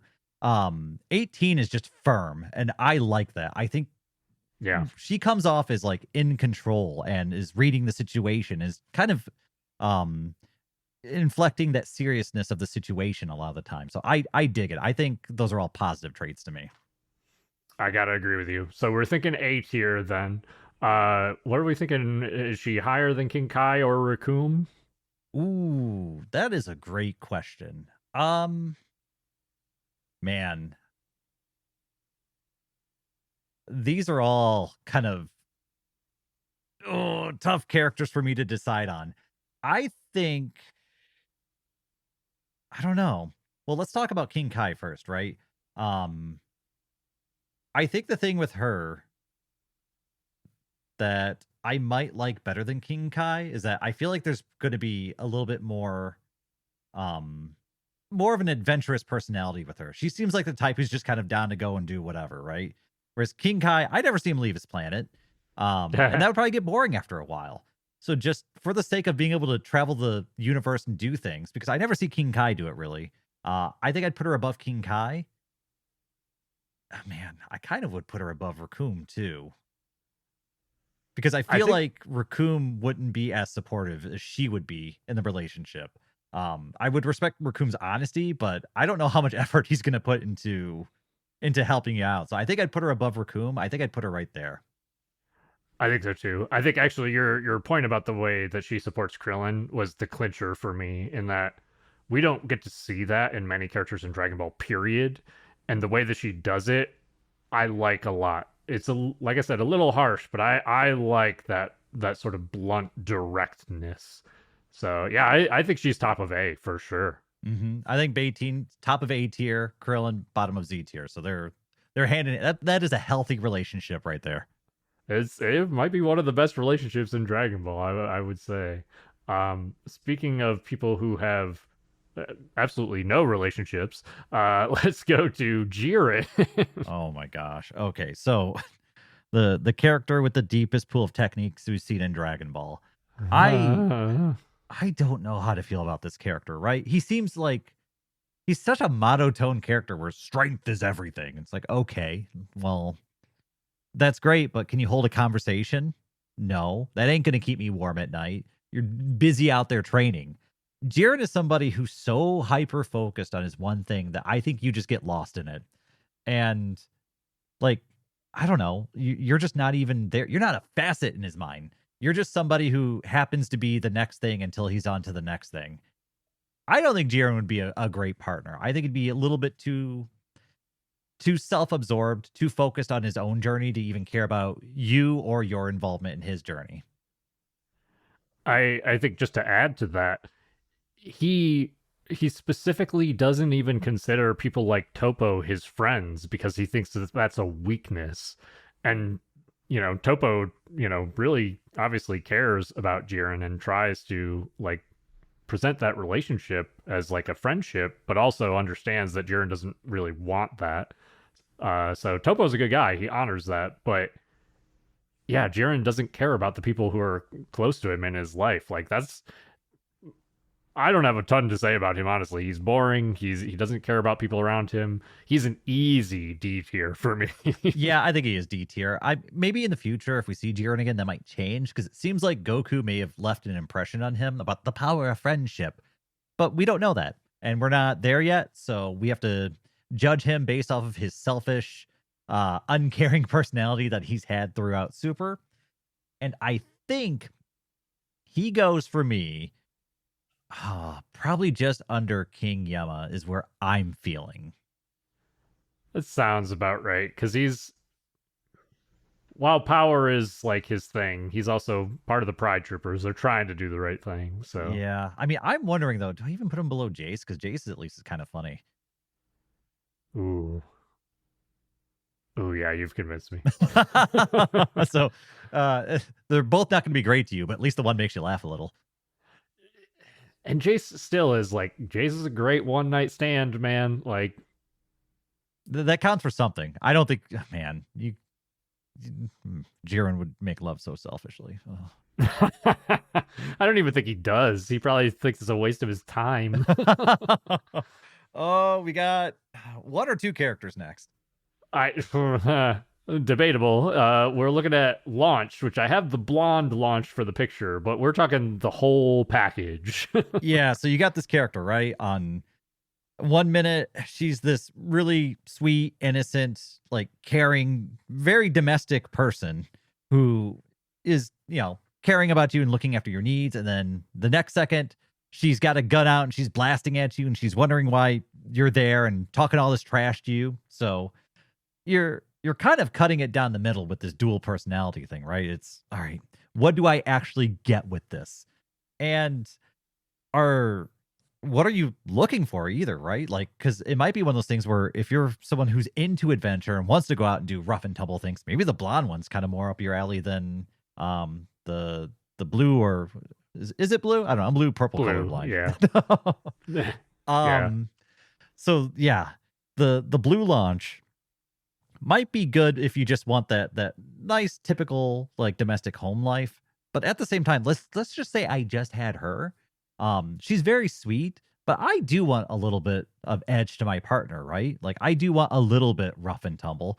That might actually be kind of even though she'd be very sweet and kind and awesome, it might get boring after a little while. I kind of want a little bit more pizzazz. But at the same time, that blonde might be too much pizzazz for me. It might really drag everything down. So I feel like for me, I'm getting too much of one and not enough of the other, no matter which way I'm looking at it. I'm in the same boat. She's like the two opposite ends of the spectrum, and I want something that falls somewhere in the middle. And getting those two extremes does not create a good medium in between. Um, so I want somebody that I can joke and laugh with, which I don't really feel like Blue Launch is that. Even though she is very very caring, and she'll do all the chores or cooking or whatever for you. Uh, I also don't want to get shot. Not feeling Wow, good bold about that. statement. So I would put her pretty low for me. She's got some pros though, so I don't know that she's D tier, maybe C tier. What do you think? Yeah, it's tough. Like, there's at least some semblance of a relationship you could speak of there, but it would not be a stable one. You'd be yanked all over the place with what's going on. I think for her, I think it'd be tough to have a stable relationship. I think I put her somewhere near the Hercule. I think I put her in low C tier. Just because it's she can have a conversation. She's not like Boo. Um, but it's like I think she's more interesting than 17. But I don't at least with Hercule, you're getting one consistent package. So yeah, I think she goes just Yeah, below Hercule. Uh just because there's no stability in that relationship. You don't know what the next minute's gonna look like. yeah. Hercule, you at least know what to expect. With Launch, you certainly do not. No. Um, but that's going to bring us over to one of our, well, maybe most stable in the Z era, perhaps. In Piccolo, our big green dad. Yeah, yeah. Giant bipedal slug. Hell yeah. What are we looking at here? We're looking for somebody, we're looking at somebody with a troubled past, somebody who's no nonsense. Like there's barely a sense of humor with this character. There's a tiny amount, little you see a little nod every now and then, but there's not much. This character is mostly business. And once again, this character probably doesn't have appendages, so I know this could be one of those ones where if you're pro genitals, you might not like this guy. But let's assume that you're not pro genitals. Let's assume that you hate genitals. Um, I don't think Piccolo cares to be in a relationship. Like honestly, I think if you ended up within a relationship with him, I don't think he would tend to it. I think it would be just kind of a whatever thing. I think he'd get bored of it and he's busy doing other stuff. And why am I even here? I think he accidentally ends up in a relationship with you. And then I don't know if he even bothers to tell you that he's left it. Like he just stops being a part of it. And then if you bring it up, he'd be like, yeah, it's over. So I feel like he'd be a very neglectful partner. I don't think he cares to be in a relationship. Most of the time he's saving the world. He's doing it because the world needs saved, not because like he does care about Gohan. But outside of that, I don't think he cares about a lot of the others that much. It's a funny one. Like I kind of would relate it to a relationship with Tien that we talked about, except maybe even worse because while Tien might have some sort of even just I don't know, just physical desires, Piccolo doesn't have genitals. Piccolo's asexual. Piccolo has no interest in romance at all. The only types of relationships that we see him really like care about, I mean, he's a friend to people and he will fight to protect people, but he's great as a mentor figure. He's not a great romantic partner in any way, shape, or form. But he is, at least, after he turns over to the good side, he's a good person. So that that might keep him out of D tier for me, but not much better than that. Oh, yeah. See, I was looking at that high D, low C, so I'm willing to put him in C. Because like you said, he'll be dad, but he won't be daddy. And I Mhm. think because he's willing to at least look out for you, um, we can put him at the bottom of C tier. It's very similar to Boo, right? Where you're kind of in his ring, he's going to protect you, but it's not going to be the most interesting relationship. I think he's better than Boo because he speaks English at an above third grade level. But I don't think it's much better than that. Like, I think you could argue he's better than 17, but I'm not going to. I think he's just below 17. I would agree. 17 is actively interested in a relationship. We know that from his character. So And we can assume that he has gens that work. Well, we know from 18 that she does. So well, the doctor spent all the time on her gens. He didn't get any. It's just like a flat Ken doll on 17. Poor guy.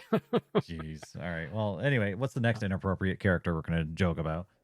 Oh, buddy. This is going to be a fun one. Master Roshi. Yeah, this character's been pretty inappropriate since day one. And even when this show came out, I felt that those jokes were a little overaged.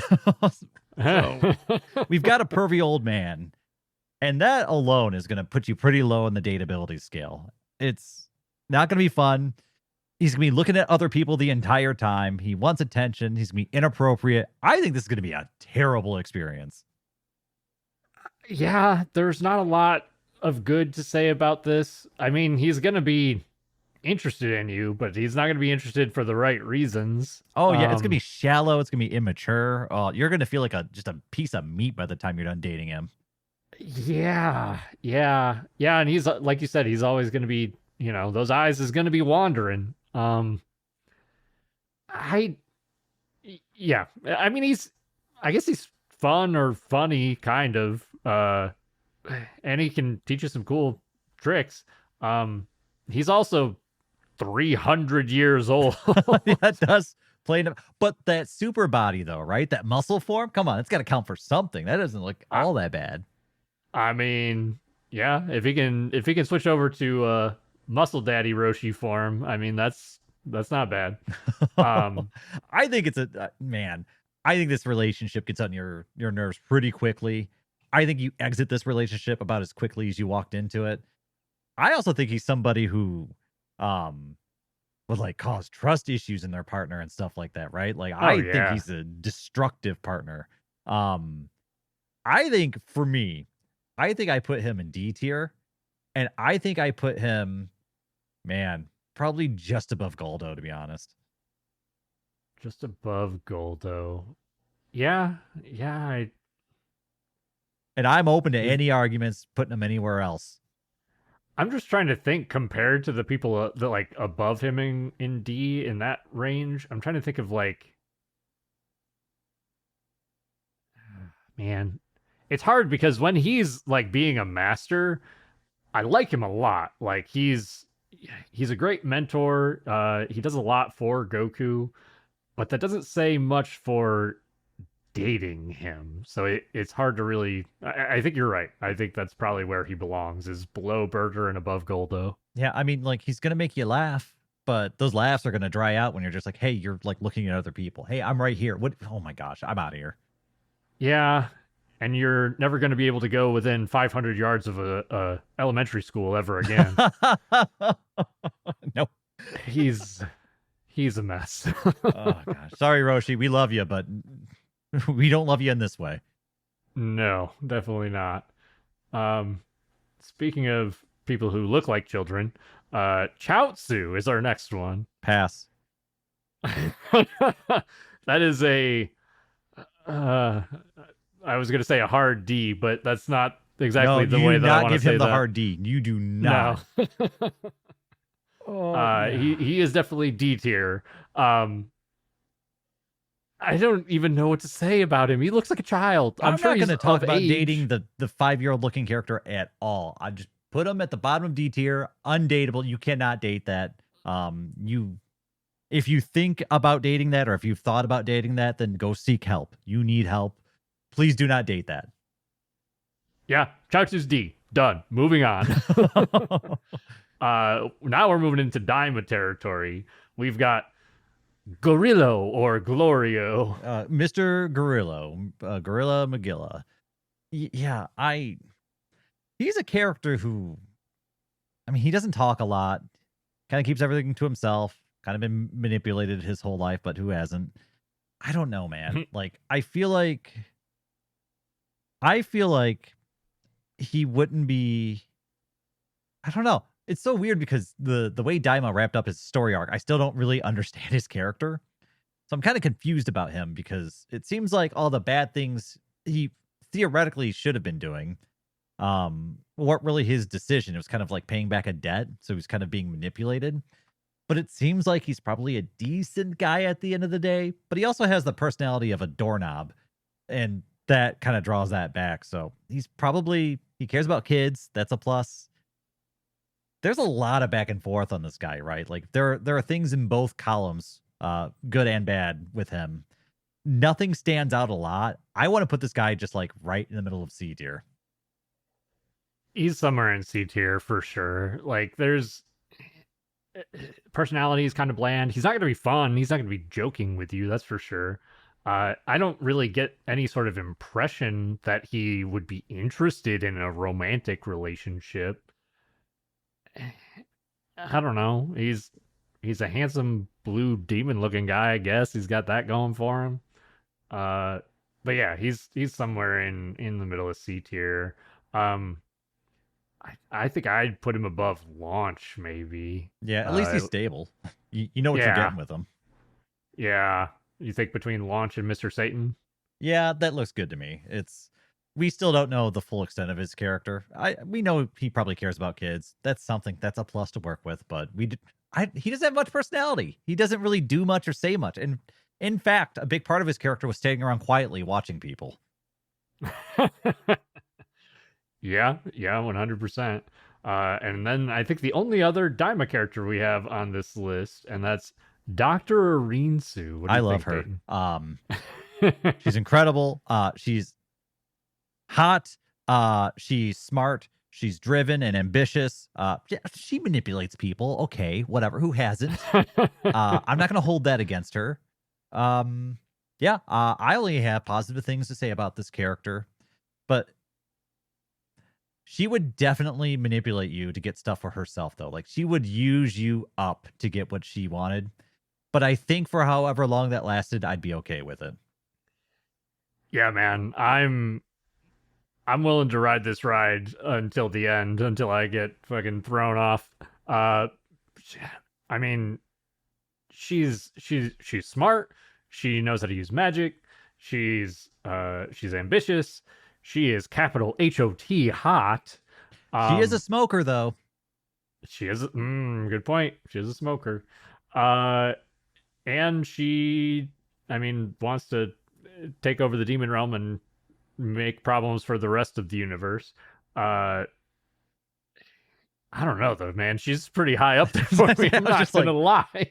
Like I'm kind of okay with this. This might be one of those like, I'll look past all the crazy because of what I'm getting with the package, but like, oh man. I think this character for me, I'm looking at probably bottom of A tier. Yeah, I would agree with that. And I think she has to go there because I do think that she eats up her partners and spits them out. Like she is the type who's like you're getting some of what you want, but she's getting everything she wants, and you might end up poor by the time you get out of that relationship. Like she's not paying for a single meal. Oh yeah. She's definitely gonna suck you dry, but it's gonna be a fun I time while you're. it's the apt way to put it. Yeah, it's gonna be a fun ride one way or the other. But she's who, buddy? You're looking at a 10 hot and a 10 crazy there. And the thing is like she's smart. She could probably hold a conversation at least. Like I think it would be interesting for a while. I think it'd be fun for a while. But I do think you hit a point though where you're just like, all right, like it's time to get off this ride. Yeah, for sure. I don't even know how to segue this next one. Mr. Popo. Gosh. Oh man, Mr. Popo. I mean, he can show you the world. He can take you on that magic carpet ride, right? He's probably also a history buff, I would imagine. He seems to always kind of know stuff about the world, which is kind of cool. If you're somebody who is a little bit more laid back and maybe likes like talking about history of the world and just having chill, relaxing conversations, I bet you he would be a fantastic partner.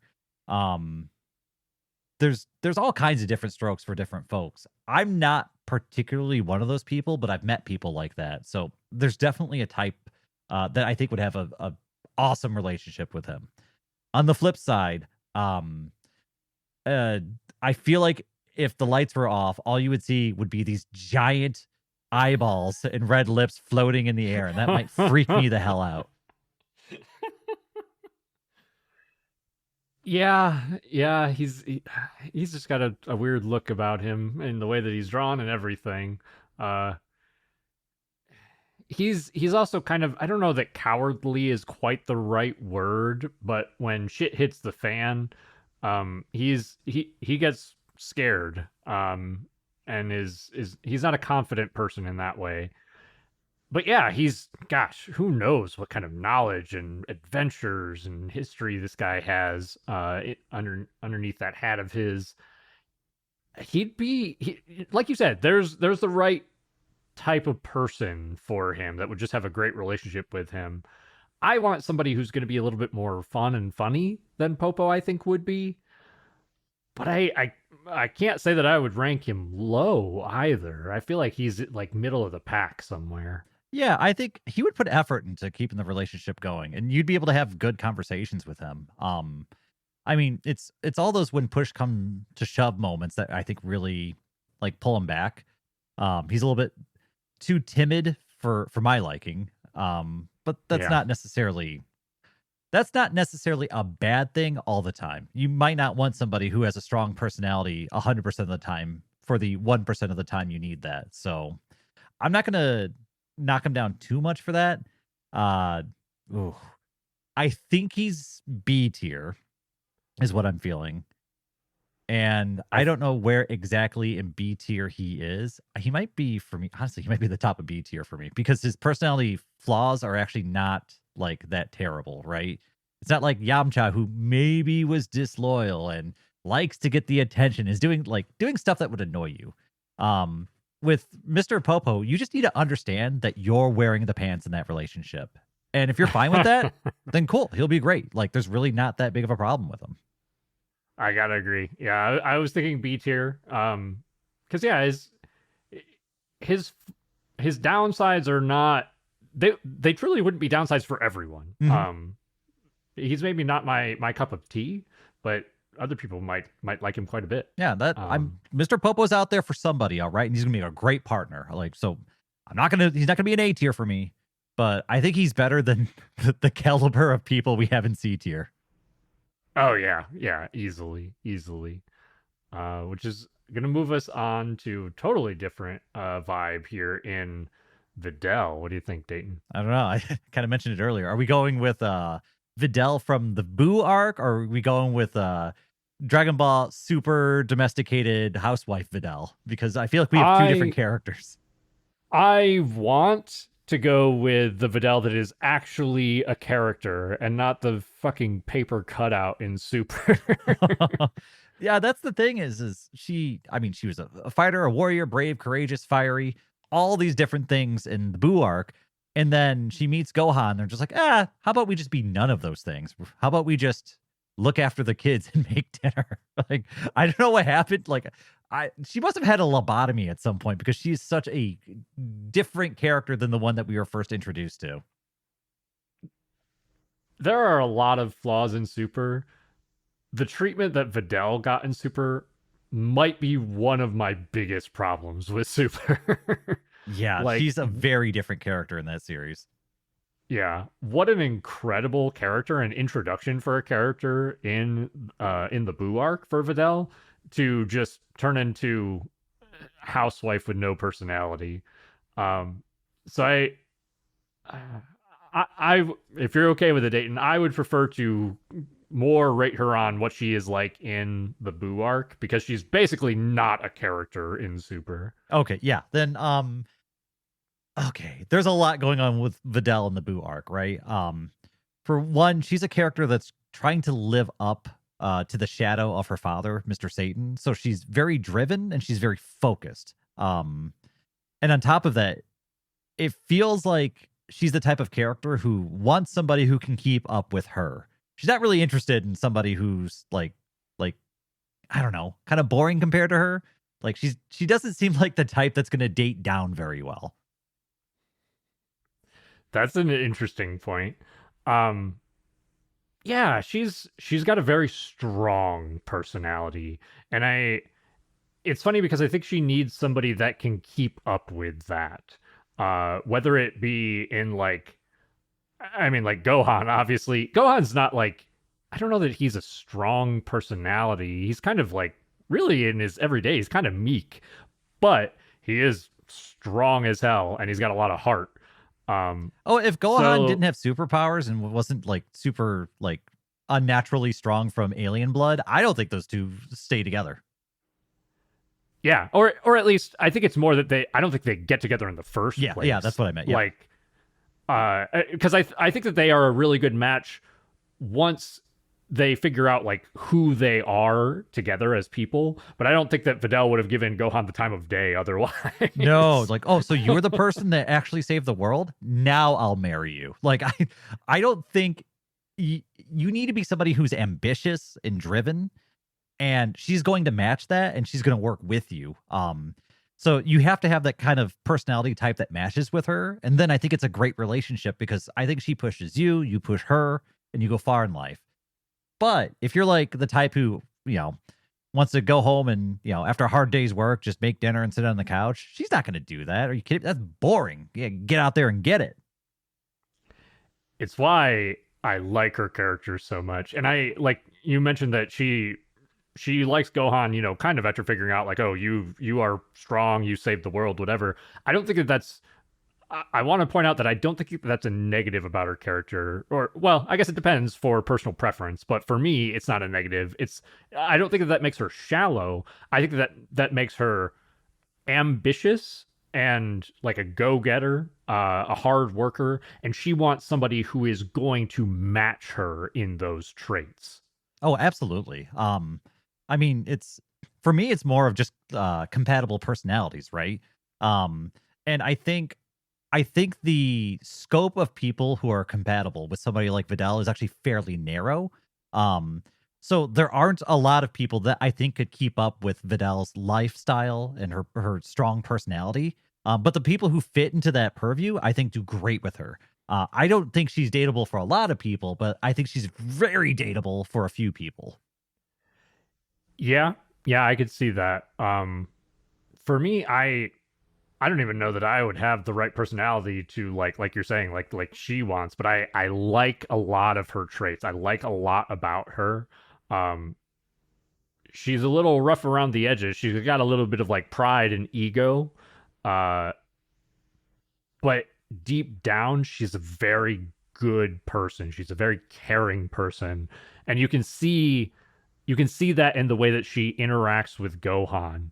Um yeah, I for me personally, I think I would rate her pretty high. There's a lot there that I like about her. Oh, I think so too. And she's the type who I think probably would put a boot in your ass to get you back up and moving if you were ever kind of down or sliding backwards.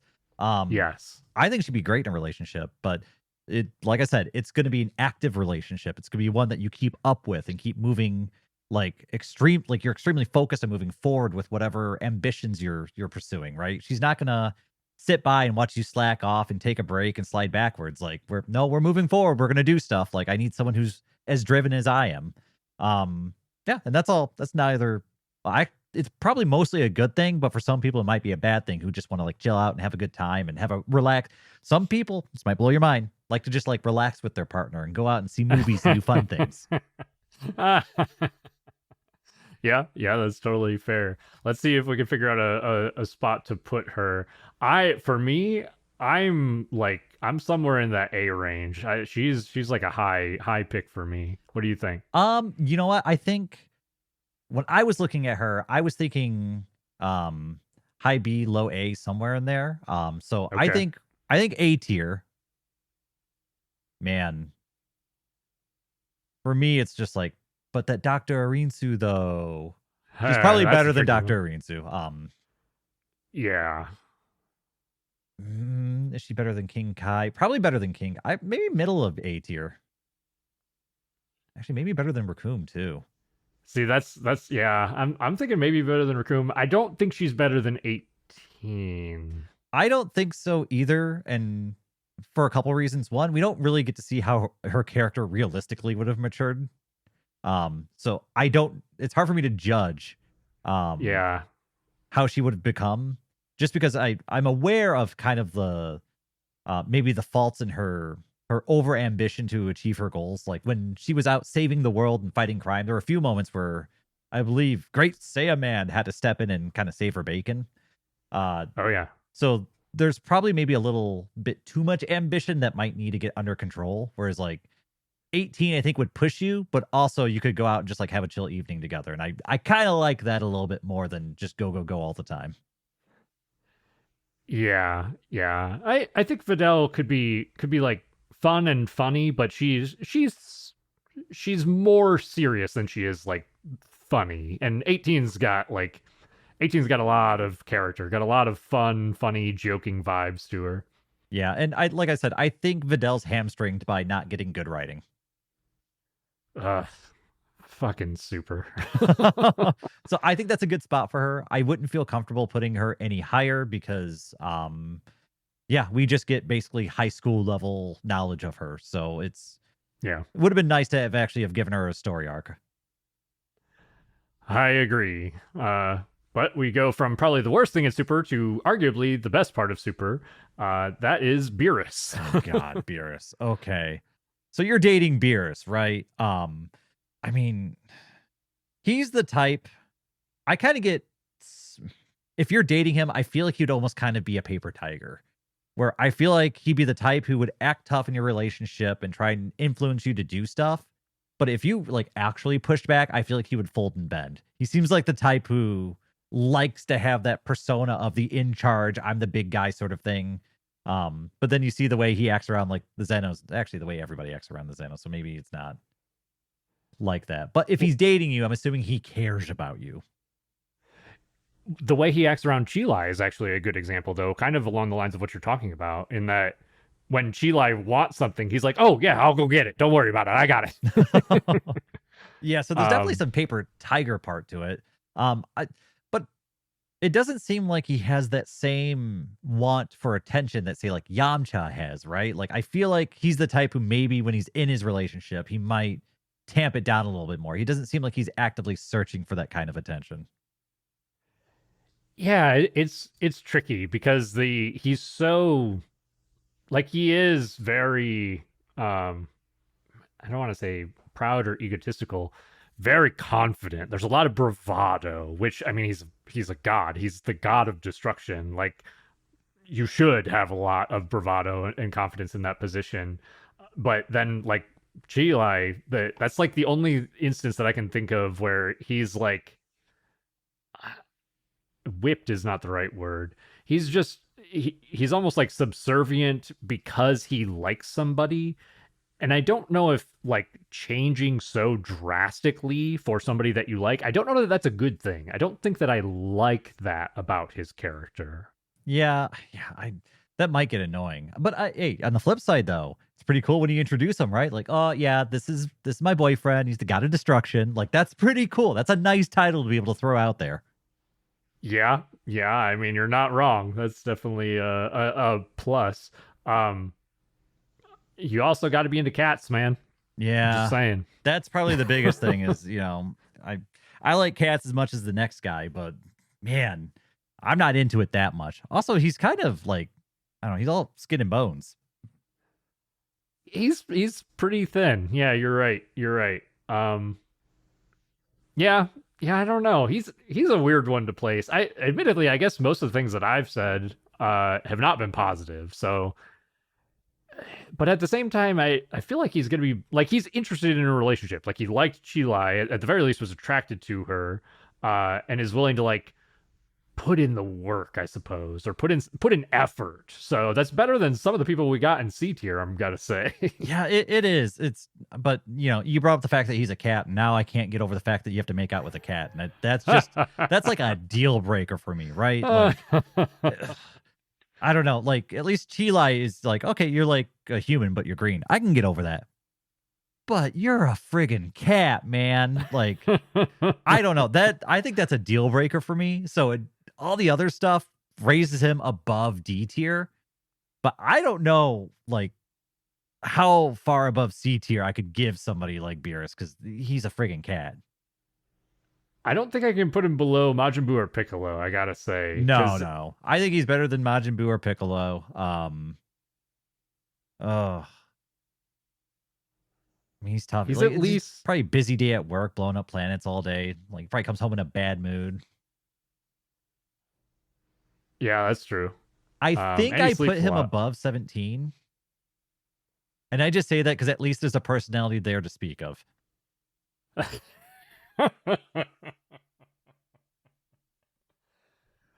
I think I could see that as a valid spot because yeah, a lot of the stuff I had to say was negative, but he's more interested in a relationship than Boo or Piccolo at the very least. But I mean, if he's not a cat, I think he goes to the bottom of B tier for me.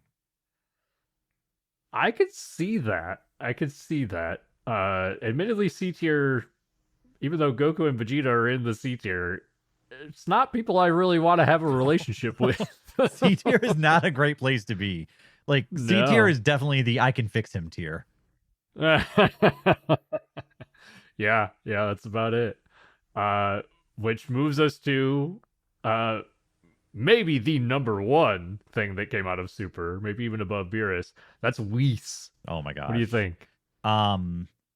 Yeah, this is the relationship where like you wonder how you got into it. Like you're definitely dating up in this one. Like he's a literal angel. I also think they made an effort to make the angels kind of attractive to all sexes. So like everyone wants what you've got. You've got the ultimate dish here. Um I mean, he's polite, he's kind, he's funny, he's going to go out and eat with you. The only thing that that wouldn't work with me with this guy is that I'm more of a get my hands dirty kind of guy. Just the jobs I've worked, the way I play, all that stuff. We seems like he's a little prissy, right? Like oh, like I don't want to do things that get me dirty, and I'm just like, oh no, I want to go play in the mud. Like, can't we go play in the mud? I think just personality wise, I think we great against each other just because we're interested in different things.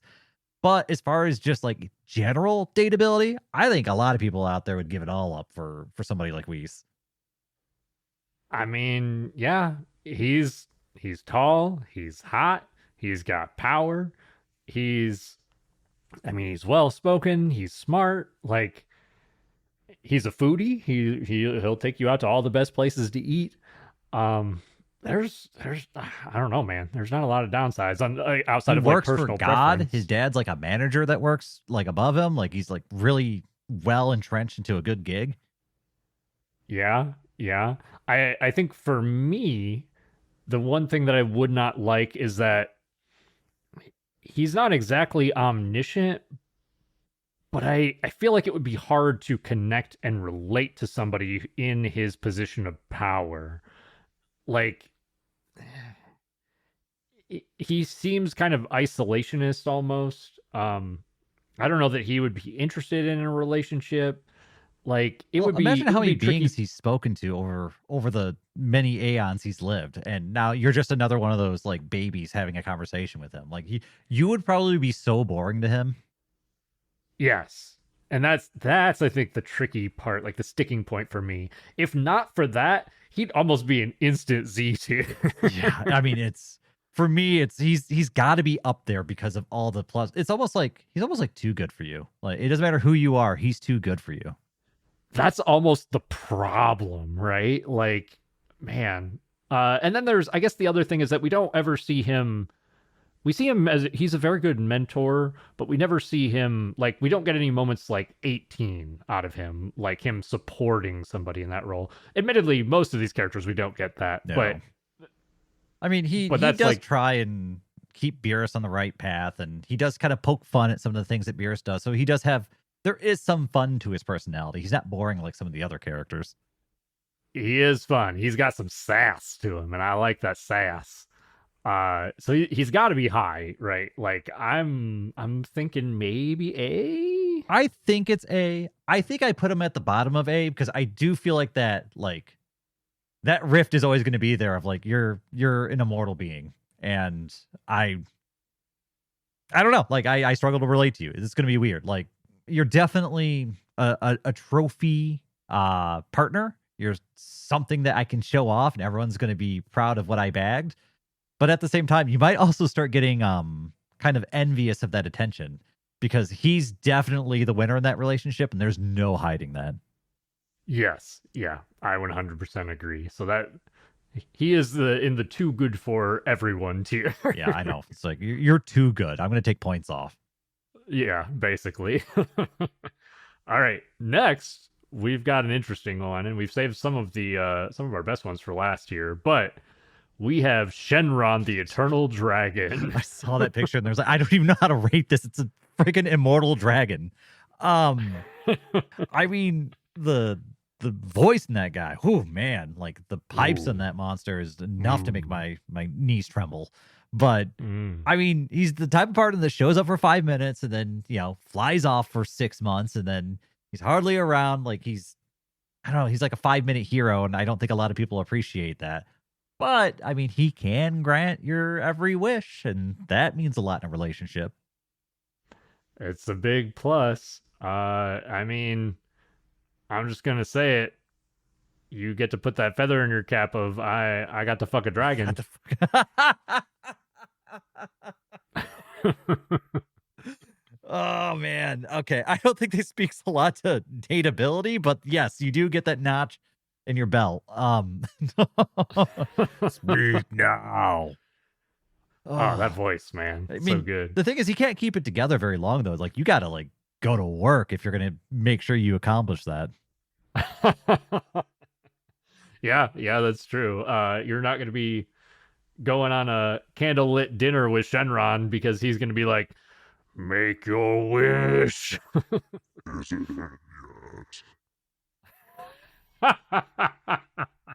Yeah, it's.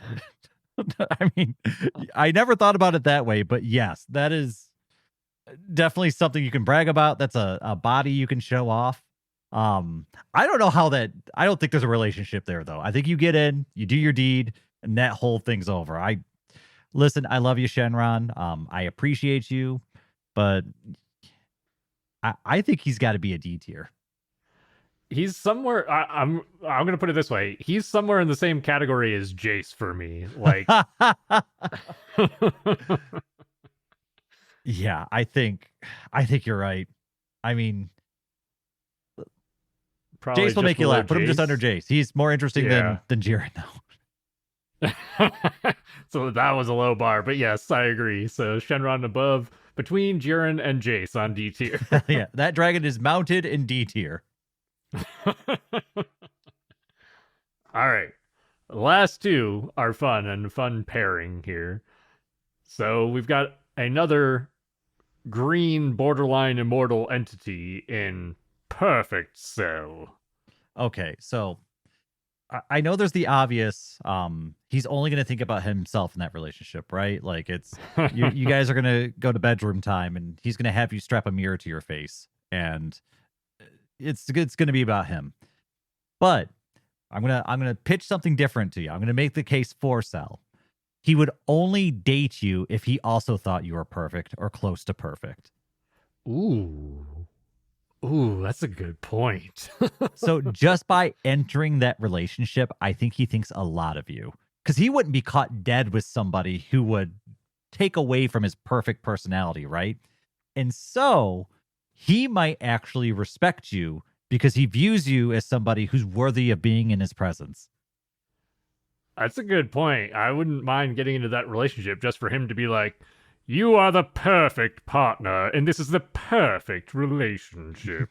I mean, unfortunately, he would have a lot of the same problems that Frieza had of, well, he would determine what you would and would not be allowed to do, what activities you would take in, what you can eat, where you sleep, like, because all that has to be perfect under his supervision. So there's a lot of downsides, but it's not all bad. He thinks you're nice. There's also some baggage that we got to talk about. This bitch got 7 kids. He did have 7 kids, man. He did, yeah. Oh, I mean, thankfully, Gohan took care of that little problem, so the child support shouldn't be an issue. But I mean, on the bright side, like if you want to have kids, he can deal with the fun of pushing them out. Like you can just skip that whole ordeal. So there's something with that. And you can have the exact number you want. You don't have to guess. You know what they're going to look like. They're all going to have his beautiful little face, and definitely none of yours. That's true. But at the end of the day, I think he would basically be Frieza. About everything I said about Frieza, I think I could roughly apply to Cell. Pretty close. There's a few more positives that we kind of discussed. I think so. I also think that he would have a little bit more he would have more personality, I think, like more personality to play off of. But also I confuse DBZ Abridged Cell with normal Cell constantly. I do too. I still think even standard Cell though is a little bit more fun than Frieza. Like Frieza to me gets like a little bit more easily angry, I guess. I mean Cell does too, but there's like this vindictive side to Frieza, right? Like this evil, torturous side that's just like I don't want that. Like I don't think Cell has that. I think Cell just cares about perfection in himself. Yeah, I would agree. Where are we thinking? I think above Frieza. Do you think above Guldo or Roshi? I think above Roshi. Cell, if he said he was going to do something, he would do it. Like he would not forget anything. He would also not be as immature as Roshi either. That's a really good point. I don't think that Cell is a liar. I think that he's very straightforward and upfront. I think Cell is just below Jace.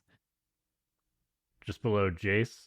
And I say that because I think Jace has some personality that would make you laugh. I think Cell has some personality that would make you laugh. But I think Jace is probably a little bit more charming than Cell. So I put him up there because he does have some personality. A lot of the D tier is just, how is your personality? Because you're probably actually terrible. Yeah, you're not wrong about that. Yeah, I could see that. It does split up our perfect little Jason Shenron one night stands, but I mean, not every one night stand is the same, so it's important that we split that up. That's fair. Which brings us to our very last character on this list, and I think certainly some people's favorite, Gohan. And we're talking like adult Gohan, so at least from like high school onward. Well, I would hope so. How about beyond high school? How about just out of high school onward? Yes. So he's of age. Gohan's interesting, right? Because big heart, big care, he's got all these good traits that you would want in basically like the hero of any show. He should have been the hero of Dragon Ball Z at some point longer than like 5 seconds. But yeah, I think there isn't a lot of like actual flaws with Gohan. He's not gonna like go out and do crap behind your back, and he's not a bad person. My couple critiques with Gohan is one, I think he would be kind of boring in a relationship. Like when him and Videl were left to just like do whatever they wanted in peaceful years, he just like studied at school and did like professor stuff or something. He just like did book stuff. And that's great. That's great for a nice, stable like household. But I want a little bit more rough and tumble than that. I want someone who's gonna, I don't know, keep things fresh and moving forward. And I feel like Gohan would be great, but I think he'd get boring after a while. That's a good point. I could definitely see that. He is immediately in my mind like very high on the list because he's generally reliable, he's very honest, he's caring, I mean, some might argue about his status as a father. He's a hard worker. I think he struggles to balance his priorities. He's bad at time management.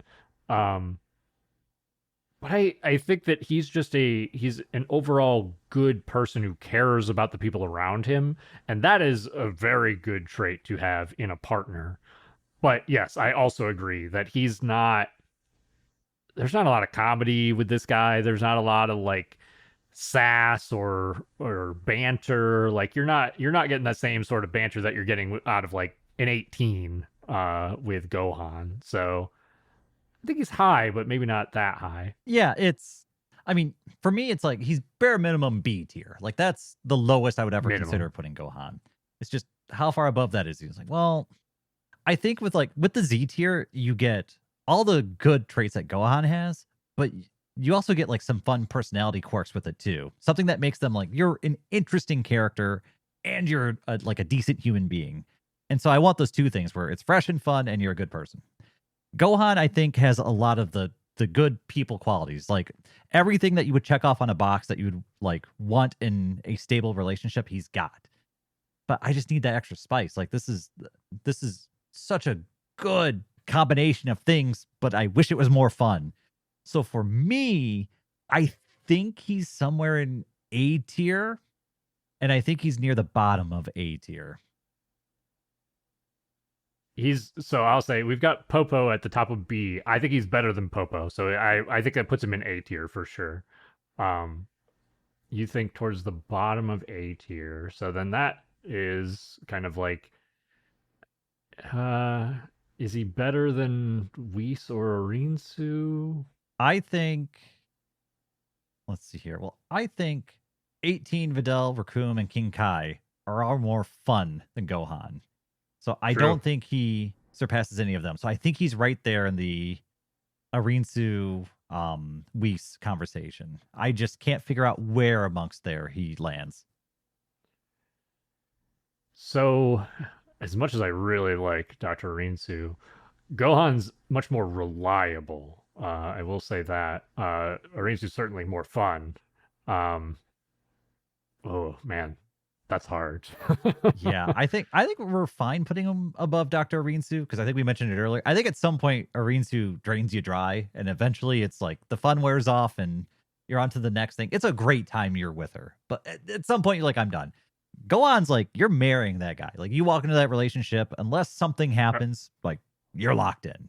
So I think he's right there. I think he's in a solid spot. He just needs some fun factor, and he can move way up the list. Yes, yeah, I would agree. So yeah, we'll put Gohan near the end of A tier above Whis and Dr. Rinsu. That's all of the characters that we have on the list. Um, Okay, so I need to ask you, what were your surprises after this discussion? oh man, I'm just looking at it now. We were on this. You and I, Dayton, were on the same page for almost all of them. I think Balma was probably like the biggest disparity out of any of the characters. Um, I wasn't. I thought that Goku and Vegeta were going to be like mid to low. Which I guess they ended up maybe just a tiny bit lower than I thought they were going to. But the more you get talking about it, they're not great. I mean, Um, they're absent, right? They're not like bad, but they're definitely not good. Raccoon might be the one that I wasn't really thinking about. Like, yeah, he's A tier. But the fact that like once we got to talking about it, yeah, he's A tier. As weird as it is, especially with all the other Ginyu Force in like D tier. Um, he's just fun. He's He's fun. He's got straightforward. great He's fun. personality. He abides by the rules. He said, "Hey, we're doing things this way. This is the fair way to do it." Like he's a cool guy. He's honest. I don't. There's no problem with wanting to date that guy. Raccoon's a cool guy. Get that Raccoon boom. Like get in there. Yeah, yeah. I mean, give me that Raccoon boom, baby. Um, what about you? Was there any that like shocked you? Sheila was one that shocked me. I kind of didn't even like think about her until we started talking. I was like, actually, no. Like she's for some reason in my head, I had like this image of her being like almost like a bandit type character. Where I was just like, I don't know. Then we talked about it. It's like, no, she actually didn't do anything bad. That was just for some reason a weird impression I had gotten. No, she's great. Um, I think Another surprise for me was Captain Ginyu. Once I started thinking about that, I was just like, actually, I think he would like put in the effort to create a stable relationship just for the look of it. Like he would go through the motions because he wants to appear like a solid foundation of the community sort of thing because he's the captain of the Ginyu force. Yeah, yeah, that's a good point. Chilai, I think Chilai was like a sort of bandit or a scrapper. Like she does steal once or twice, so maybe that's a strike against her. But all the other stuff for her is like, yeah, I don't know that I was thinking she was going to be a Z tier. I mean, I figured she would be high, but I didn't think Z tier necessarily. Yeah, you kind of don't realize how undateable most of the Dragon Ball Z characters are until you start ranking them like this. Most of the Z fighters are pretty low. Yeah, Well, pretty terrible. Maybe not most, but some of the major ones with like Tien, Goku, Vegeta, Piccolo. So yeah, they're a little rough. Yeah, and I did not expect to have to talk about dating Shenron today, so I appreciated that curveball. That was nice. Gotta keep you thinking about fucking dragons. Oh God, no, I think I'm gonna be done with that after this episode. Cats and dragons and aliens. Oh man, so yeah, I hope everyone enjoyed this episode and and that they're watching on the YouTube channel that we will be posting this on. So just to reiterate that YouTube channel is youtube.com/@ITDB podcast. Yeah, I think otherwise though, I think that's going to be it for this episode of Instant Transmission, where we discuss everything Dragon Ball. This has been your host, Todd. And Dayton. Don't forget, we're also on Patreon and Discord. If you want to berate us for not rating your favorite waifu higher on the list, you can find us at patreon.com/ITDBpodcast. The Discord link will be in the episode description, but you can also find it and all of our other links at linktree/ITDBpodcast. Thank you all so much for your support. Be sure to join us next time as I continue to force Dayton to watch 1990s straight-to-television movies with Lord Slug. Before the days of Super Saiyan, we join the Z Fighters as an alien menace invades Earth and tries to gather the Dragon Balls for their evil plans. This seems to be a recurring theme. Will this alien threat get their wish on the Dragon Balls? What kind of wacky henchman will this Lord Slug fellow have? Will Goku get to eat Gohan's pet dragon Icarus? Find out next time. And to all our fellow Dragon Ball fans, stay safe out there and remember to keep rocking the dragon.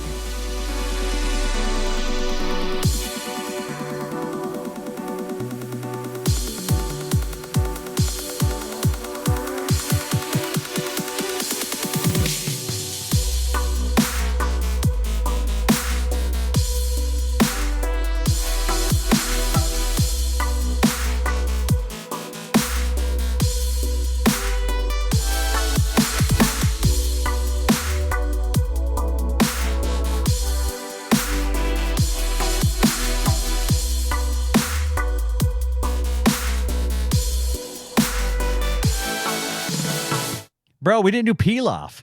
Oh, shit. Let's re-record the whole thing. Yep, go back to start. Delete it.